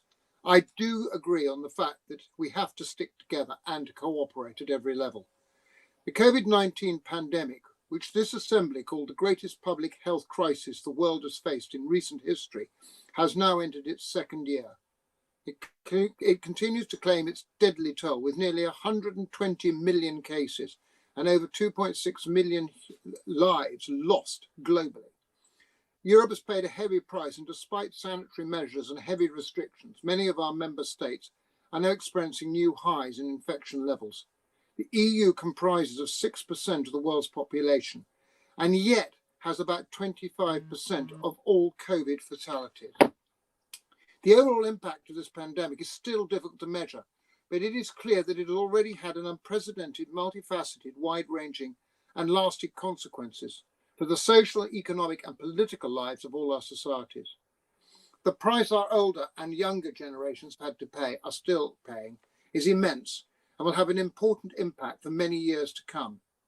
In October last year, I had the privilege to present on behalf of the Committee of Political Affairs and Democracy a report which was called Democracies Facing the COVID-19 Pandemic. I will focus on today on some of the issues raised in that report, as they are still very actual and in many cases longly awaited, and there should be a follow-up which is still outstanding. In Resolution 2327, the Assembly noted the emergency situations may have a detrimental effect on the system of checks and balances, and warned against the risk of abuse of emergency powers by governments and the silence of opposition and the restriction of human rights. There have been reports that in a number of countries there was clear tendency on the part of the executive to bypass the established division of institutional powers to make the extensive use of emergency powers. Some basic human rights and individual liberties are therefore significantly reduced due to COVID limitations, spontaneous street action by protesters contesting these restrictions that have been violently quelled by police across Europe, including, I'm afraid, in many EU member states. The Assembly underlines that, as a cornerstone institution of democracy, parliaments must continue to play their triple role in terms of representation, legislation, and oversight, the latter being more essential in times of emergency. When the executive acquires additional powers, this continuity of Parliament and media coverage of its work during a public health emergency are also essential insofar as they allow all major political forces to be represented and to participate in democratic decisions making, thus also ensuring the legitimacy of every government. It is therefore very worrying that in some of our member states, after 1 year of extreme measures, The first official debate in some parliaments is yet to take place. And yes, Mr. President, I am afraid I am looking at Belgium. And I hope you will do everything in your power to convince your party colleagues and the Prime Minister of Belgium to hold this debate in Parliament without any further delays. Although it is not encouraging that the bill that is finally underway is being called by experts as a complete violation of the Constitution. But Mr. President, as you're aware, Belgium is not alone in this case. And I hope colleagues can share in this debate their concerns, but also some of the lessons learned and best practices. The situation is new to all of us, and PACE is by far the best place to discuss openly the good, the bad, and the ugly. We are in this together, and we need to get out of this together. Many parliaments are, in fact, putting on the sideline with governments and exercising full control as regards to the procedure of declaring this state of emergency. This is not contrary to the European Convention on Human Rights, but has often become a problem where there is no clear limit in time of these extraordinary measures, when there is no limited parliamentary scrutiny or no scrutiny at all, and when the rights of our weakest in our societies, including prisoners, are no longer guaranteed. In our previous current affairs debate during the January session, we also have pointed out how privacy is massively being intruded, not only by the government, but also by big tech. The resolution further states that rising above party divisions, politicians must act with the utmost responsibility to minimize the harm to the population, economy, social structures, and public institutions. Addresses that cause and the causes of crisis, and to work in concert with post-pandemic recovery plans, which also prepares for future crises. There is little evidence, if at all, that this call from the Assembly has been heard, let alone followed. The Assembly further stressed that citizens' confidence in public authorities and democratic institutions and processes is essential in the time of crisis. Public trust in institutions, both at national level and internationally, have suffered out of the general feeling of mismanagement of the COVID system and COVID measures, especially in those countries that took the strictest action without any real need for it, without giving a realistic perspective that these measures would end any time soon. If an interior minister announces just before Christmas she would instruct the police to fly over houses with drones to check there aren't too many cars parked in the driveway, that the police will monitor how much food is being ordered, and that garden parties in winter are allowed as long as no one uses the bathroom inside, then so one should be surprised at the sharp decrease in public support. The latest developments in the domain of anti-COVID vaccines are rather worrying, to say the least. Our Assembly must remain vigilant and continually following closely the most important issue. In this respect, one cannot deny the European Union has an enormous amount of questions to answer. And if the rumours are true, the business interests have been put over business health interest, it also appears that red tape, slow bureaucracy implemented for the EU is too slow and needs to take a more proactive approach. Every day there is a delay in the vaccine, the most vulnerable in our societies are paying the ultimate price with their health and their lives. I therefore strongly regret that geopolitical games are being played over the acceptance of non-Western vaccines. I call upon the Political Affairs Committee to investigate objectively and fairly these controversial matters, but not at least a warning to those governments that cannot seem to get enough from locking up their population. We must only, in the Council of Europe, but when we have, and you have to violate basic human rights, you must step onto our turf, then we will defend against it. Whether you like it or not, the United States, there is an interesting comparison being made between the different states and their approach towards fighting COVID. A year after a Californian governor, Newsom, ordered the national lockdown in his state, the coronavirus masks remain mandatory, indoor dining and other activities are severely limited, and Disneyland remains closed. By contrast, in Florida, there is no nationwide restrictions. Republican Governor DeSantis has prohibited municipalities from fining people who refuse to wear face masks. And Disney World has been open since July 2020. Despite their differing approaches, California and Florida, I'm so sorry, Mr. President. that out the door. But California and Florida have experienced the most identical outcomes of COVID-19 case rates. California and Florida have both had no COVID-19 rates at around 8,900 per 100,000 residents since the pandemic began, and both rank in the middle of amongst states for COVID-19 death rates. Florida was 27th as of Friday, California 28th. Connecticut and South Dakota are another example. Both rank amongst the worst states in COVID-19 death rates. Yet the Connecticut Governor Lamont, a Democrat, imposed numerous statewide restrictions over the past year after the early surge in deaths, while the Dakota Governor Newsom, a Republican, issued no mandate. So therefore, there is huge lessons to be learned in this, and all of us must learn those.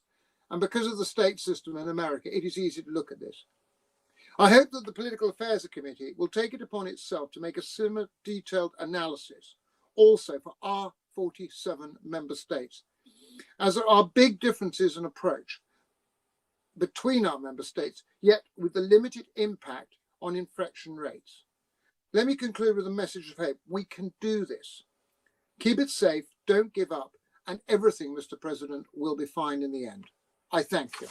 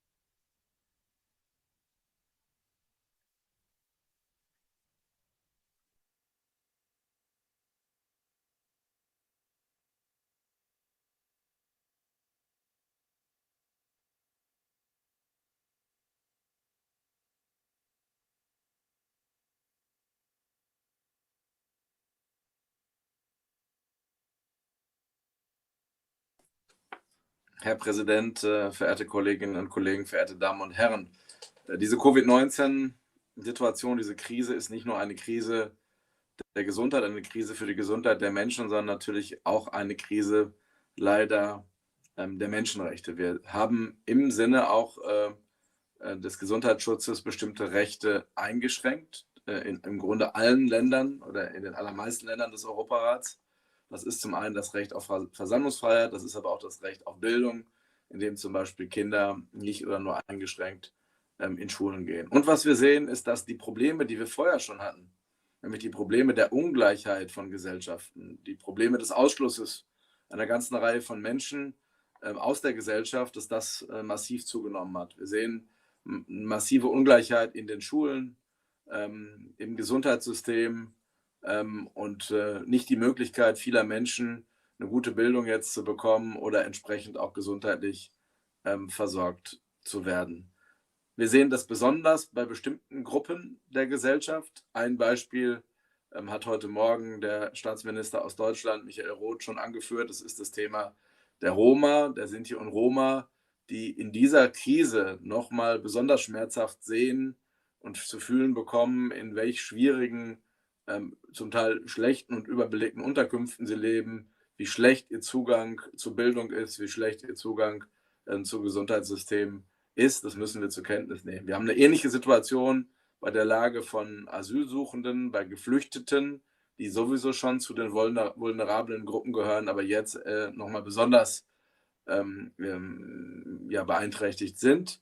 Und ähnlich ist es im Übrigen auch bei Saisonarbeitskräften, die innerhalb eines Landes wandern oder die in andere Länder gehen und dort unter sehr schwierigen Bedingungen leben. und die gerade von dieser Covid-19-Krise besonders betroffen sind. Und wir haben die Situation, dass die Menschenrechtsthemen, denen wir uns normalerweise widmen, wo wir die Gelegenheit haben, Monitorings zu machen, Berichte zu machen, mit den Menschen im Dialog zu sein, dass das heute massiv eingeschränkt ist. Das betrifft zum Beispiel die Lage der Frauen.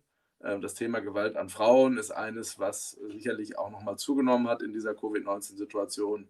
Und das Thema LGBTI ist sicherlich auch eines, dem wir uns zurzeit nicht ausreichend widmen können. Das heißt, was müssen wir tun? Jetzt, wenn wir hoffentlich so langsam aus der Krise herauswachsen. Erstens, wir müssen dafür sorgen, dass die Menschenrechte, die Rechte, die wir haben, zum Beispiel auf Versammlungsfreiheit, wieder rückerkämpft werden, wieder eingesetzt werden. Und wir müssen alles tun, damit wir die Ungleichheiten, die wir sowieso in den Gesellschaften haben, massiv hoch auf die politische Agenda setzen, um dort entsprechend gegen anzugehen. Vielen Dank für die Aufmerksamkeit.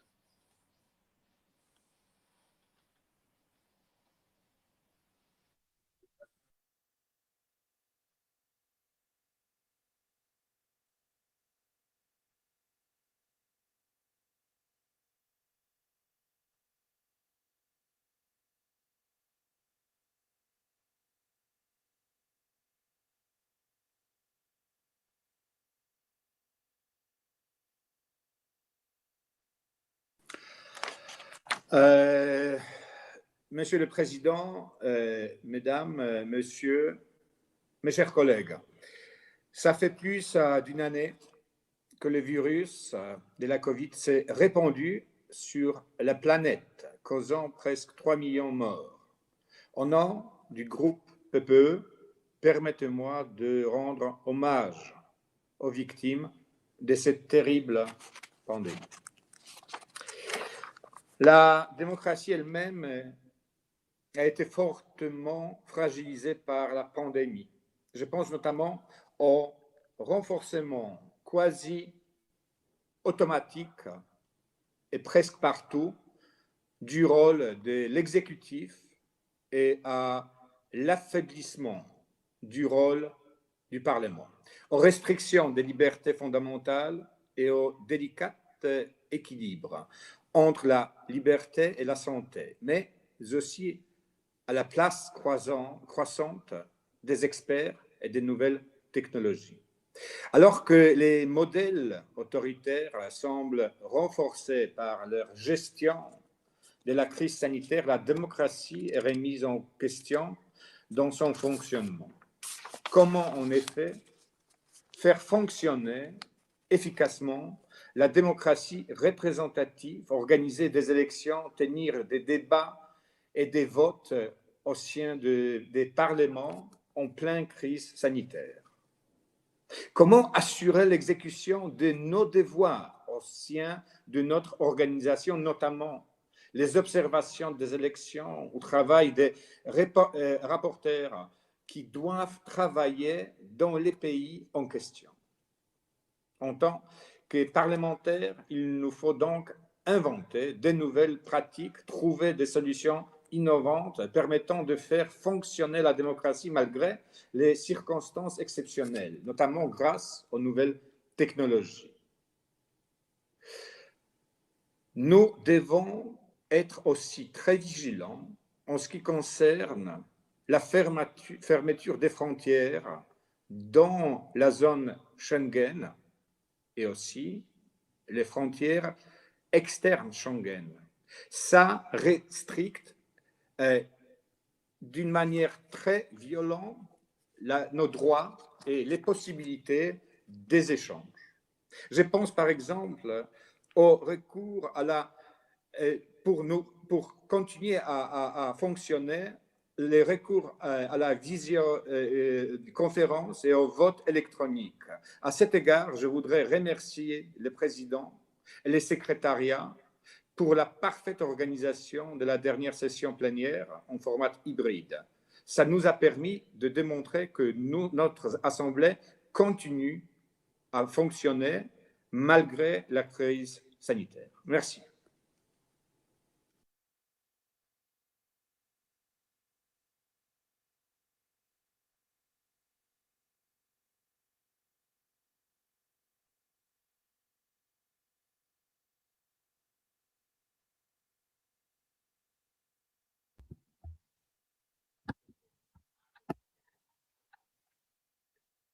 Good morning. Na Dwyn Yusla is Asian Shockton na Gaeliga agus Kaham Kupla Focal a raw in Matanga Dukas agus Banachti Nefa Forig a Hurt Steve. Colleagues, this is a week where in my country we celebrate our national language, so it's important to say a few words and wish you blessings of St. Patrick. Thank you to the ALDE group for the opportunity to speak about the democracies facing COVID and the way forward, and also to speak briefly about the resilience and recovery plan from the EU perspective, and of course the Irish one, to overcome the consequences of the COVID-19 crisis. It's been a very, very difficult 12 months, and we have ongoing frustrations in relation to the supply and delivery of our vaccines, particularly in relation to AstraZeneca. But it's just so important that we show solidarity and support for one another. Right across Europe, people are tired of restrictions. They're sad from bereavements, they're stressed from business and family worries, and very frustrated at not being able to make plans. And an ongoing question, of course, for all of us is how we best support people's positive mental health going forward. And all the indications in this area are indeed very frightening. So sharing practice, good practice with one another is important. Education has been a real challenge, both in terms of digital divide and socio-economic divide, and particularly in relation to children with special needs and those with intellectual disability. One of the areas that we need to have a huge concern for, and it has been mentioned, is the whole area of domestic violence, the shadow pandemic, as this has been called. And since the outbreak of COVID, all data and reports have shown that this has intensified hugely. We need a global collective effort to stop it. We had International Women's Day last week, which was marked, and sadly, we all became aware of the murder of Sarah Everard.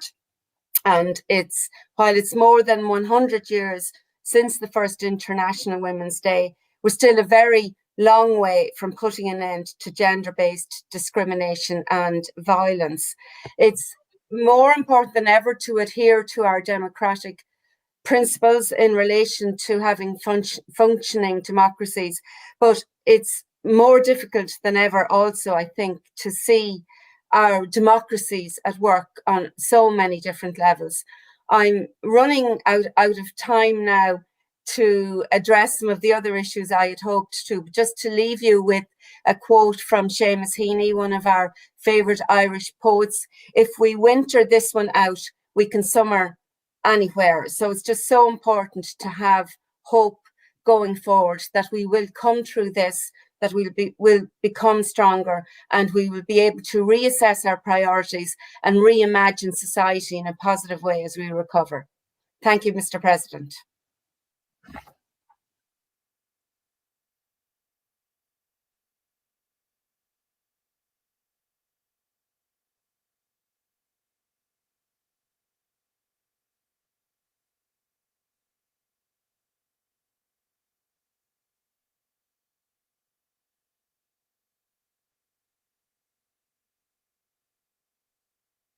Very much, Mr. President, and Gaelic is indeed a very beautiful language, not so easy to understand, but the same goes for Dutch. May I thank our introductory speaker, Ian Ledder-Granger, for his most relevant contribution to the debate.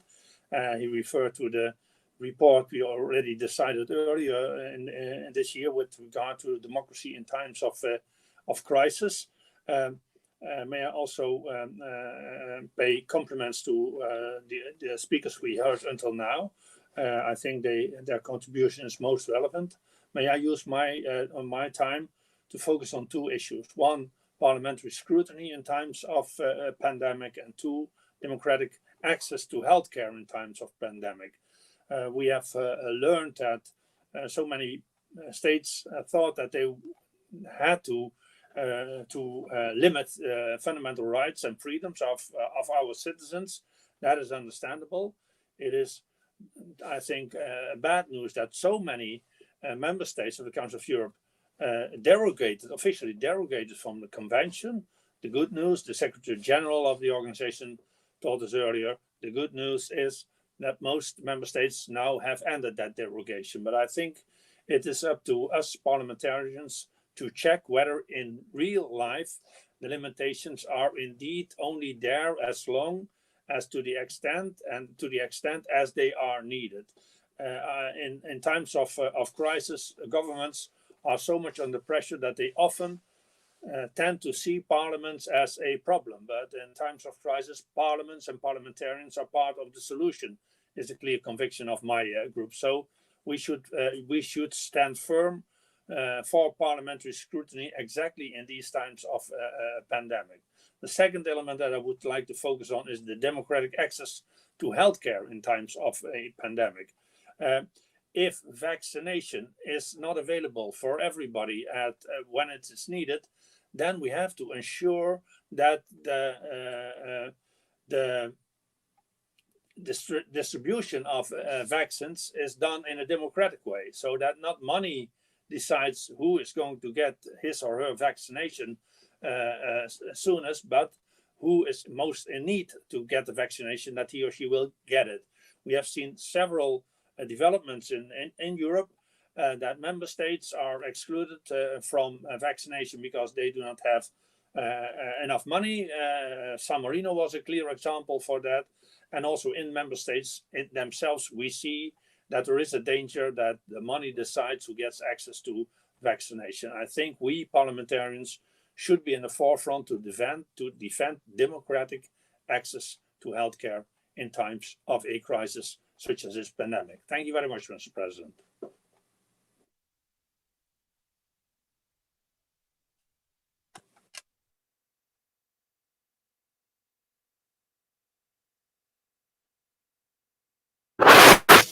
Merci bien, le Président. Thank you very much, dear President. We cannot agree more that COVID pandemic is not only a global health emergency. Every national state is concerned. This pandemic has placed an incredible burden on all spheres of human activities, including, of course, human rights and democracy, which is in the heart of the PACE. We believe that any restrictions imposed on the rights and freedoms have to be proportionated and limited in time, which my colleagues also spoke about. Unfortunately, during the process of development of our joint response to COVID-19 and its consequences, we could not avoid blatant manipulation, spreading misinformation and fake news. That's yet another challenge to democracy and good governance. We cannot forget also about the occupied territories across the subcontinent of Europe, and which are particularly affected, and people who are living there. The pandemic provided Moscow, for instance, with another opportunity to tighten the grip of human rights in the occupied territories. I'm talking about now of Ukrainian Crimea and Donbass, I'm sorry. The occupying power severely restricted movement of the Crimea for Ukrainian nationals without and with Russian passports. Moreover, despite the dire humanitarian situation in Donbass, the Russian side failed to open Zolote and Stanitsa and Shastya crossing points, which are created for the people on the 10th of November last year. We are all convinced that such manipulative experiences can only harm our mutual important work we are trying to do to overcome this crisis. Therefore, dear colleagues, I highly call every person, every member, every head of the delegation to join mutual rights and defend the human rights, because we're witnessing a severe and tremendous breach of them, regardless political interest, regardless political party, regardless of selfishness. Merci, le Président.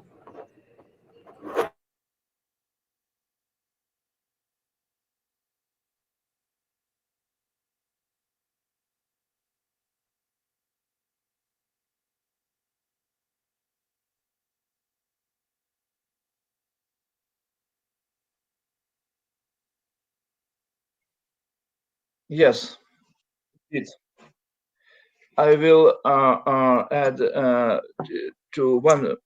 I will be enough smart to be in 1 minute.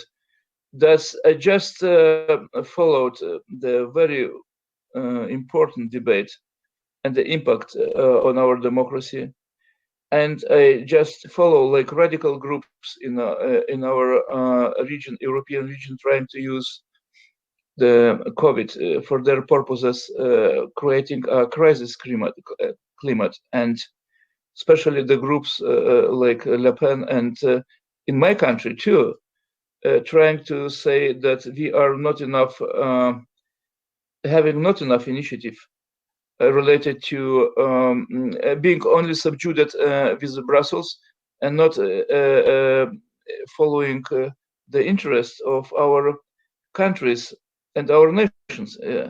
So that's extremely dangerous situation, especially it will be followed by some bankruptcy by middle and small businesses, and that will create new environment where we should fight against radical trends in Europe, clearly not to create environment like was in Germany in 1930s.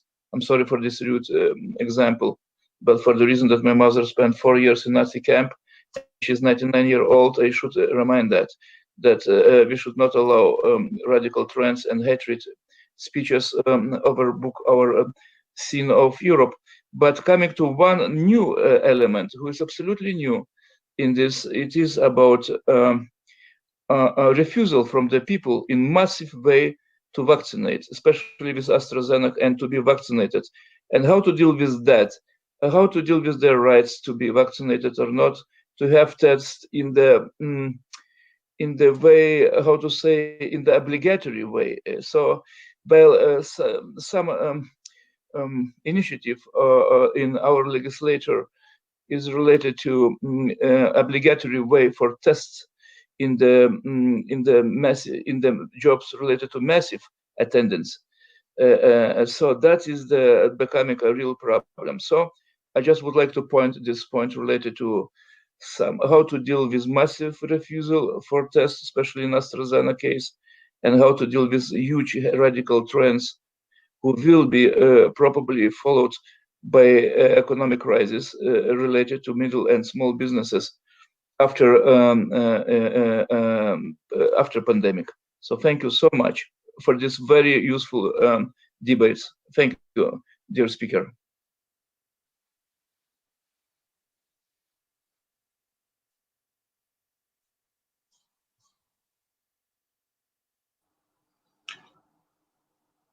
Can you hear me? Yes.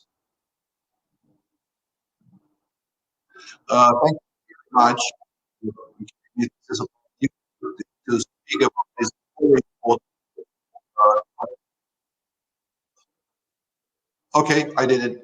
Okay, thank you very much. Yeah, thank you very much again for this opportunity to speak about this essential and very, very important problem. I want to express my gratitude to the rapporteur for raising this question and discussed. And I think that time has come to think what we should do in order to fight this evil. Unfortunately, the problem still exists, and as my colleague Tini Cox said, time has come to think not only about vaccination itself, not only about the consequences of this disease, but also about democratic access to vaccination, which is becoming more and more important, not only for European countries, but for the rest of the world. And we can see that the vivid example of selfishness can damage the efforts of international community to fight this disease. That's why, from this point of view, we should do our best in order to do some serious and very visible steps in order to bring democracy in distribution of vaccination, of vaccines. And from this point of view, I think AstraZeneca and the story which has happened with AstraZeneca. That's another vivid example that fighting for economic interest and economic interest itself prevailed the health of the ordinary people. We can do whatever we can actually, but the second question is with vaccines which produced and distributed not in Europe. For example, as my colleague from Turkey already mentioned, vaccines which coming from China, from Russia, and from other states, which is also very important. And I think that not only World Health Organization, but Council of Europe should do its best in order to bring to the common attitudes concerning this process. Because if we are not able to think about these procedures in a democratic way, each country will think about their own problems separately, which is unacceptable. And I think Council of Europe, from this point of view, should do much more than we have done in the past. The time has come to think about democratic access to vaccination. Thank you.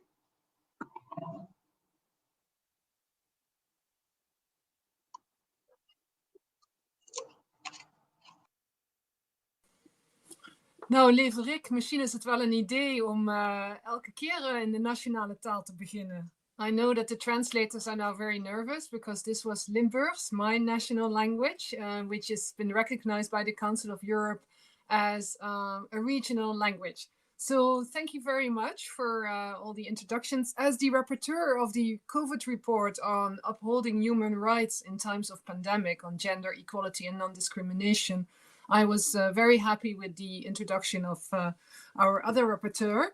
3 conclusions were very prominent in my report. We need, in the response to the COVID crisis, we need a diversification of measures, we need diversification of data, but we especially need diversification of voices around the table.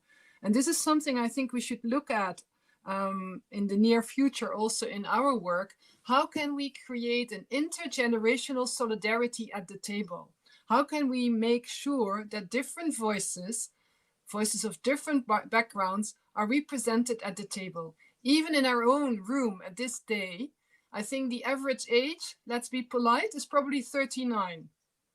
But we are making decisions about the future of the young generation. And I don't want to make a competition between the generations who suffers the most from this pandemic. But I think that we all know young people around us who have been doing their studies online for more than almost a year now, who are missing out on everything that makes life wonderful.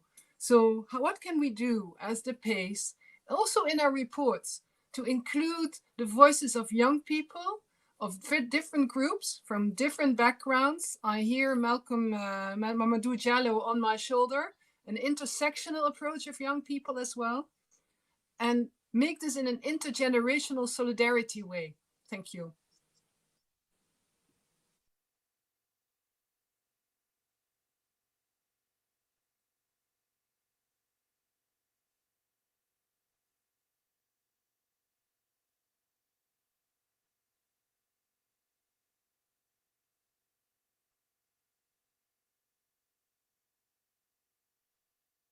Thank you very much. I would like to set rule of law and democratic governance a little bit broader in this regard.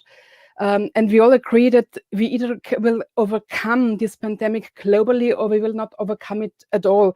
And we all agreed in January during our session that also vaccination nationalism will not solve the problem. I would like to extend that thought and also say that even vaccination continentalism will not solve the pandemic, of course. And we really should be aware that we also have international obligations. There are still more than 100 countries in this world where not one single vaccine has been administered so far. And I'm convinced that we must not subordinate human lives to profits of pharmaceutical enterprises in the north, in our countries or in some of our countries. We really need to work on the change of the approach to intellectual property rights. And due to the new leadership at the World Trade Organization, which is for the very first time a woman, and which is for the very first time a person from Africa, even from within the WTO, now started a debate about the licensing problem.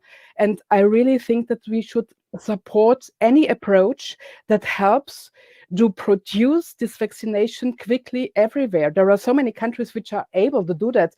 If I think to India or South Africa and many more. So we really should support this approach to make it easier to produce under a license system, that everybody quickly has a chance to get this important vaccination. Thanks.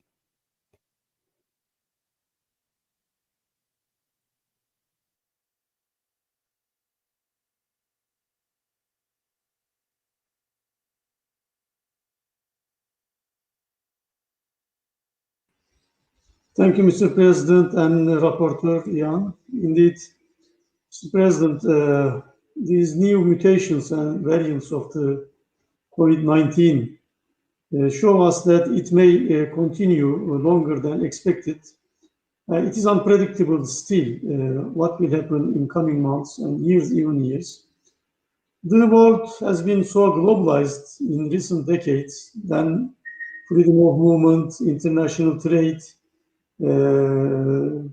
they are all components which help the democracies in the world, free market economies.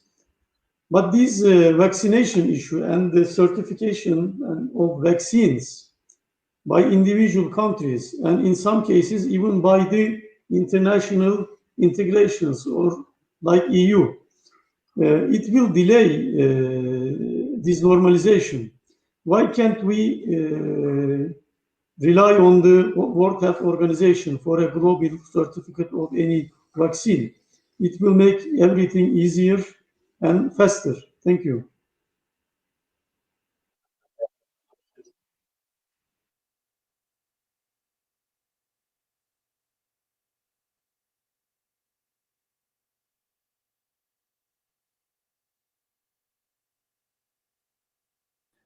Thank you, Mr. President.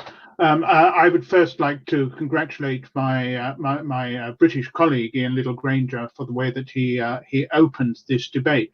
And like most of the speakers that have, in fact, I think all of the speakers that have spoken so far, I too am an optimist. I'm an optimist that we are coming to the end of this pandemic, and I'm an optimist that we will be able to get it right.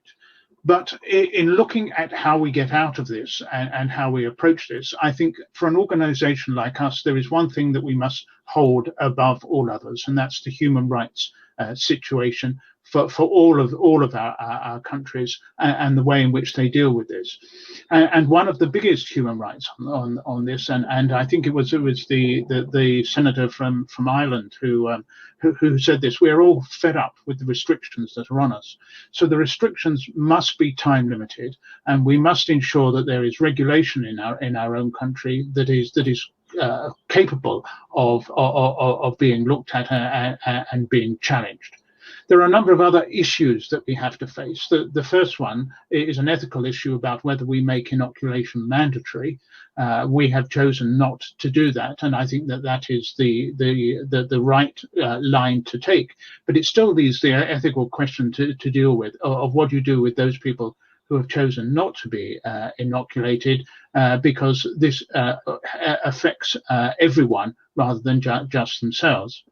The second issue is one of vaccine passports, and we have seen a lot of work that's been done on passports, and I can see a tremendous amount of advantage in having a vaccine passport for foreign activities. In fact, I used to be the UK Prime Minister's trade envoy to Nigeria, and my body is still full of all sorts of vaccines for which I carried a certificate around with me all the time.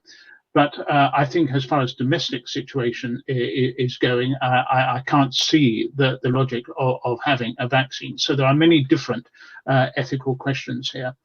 I think that the thing that I would bring out most of all is the way in which we all need to put our trust in COVAX and to support COVAX with funding to be able to get the distribution of the vaccine to as many countries as possible. And I'm very pleased to see that COVAX is doing a very good job with that. Finally, on the question of AstraZeneca, I was delighted yesterday that AstraZeneca was cleared by the EMA and today by the WHO as well. And let's have no more playing games with this. Let's just get on with delivering AstraZeneca and making sure that the population of Europe is safe, because we have given millions of these vaccines in the UK, and we are convinced, as is the EMA, that it is a safe vaccine for everyone to have. Thank you.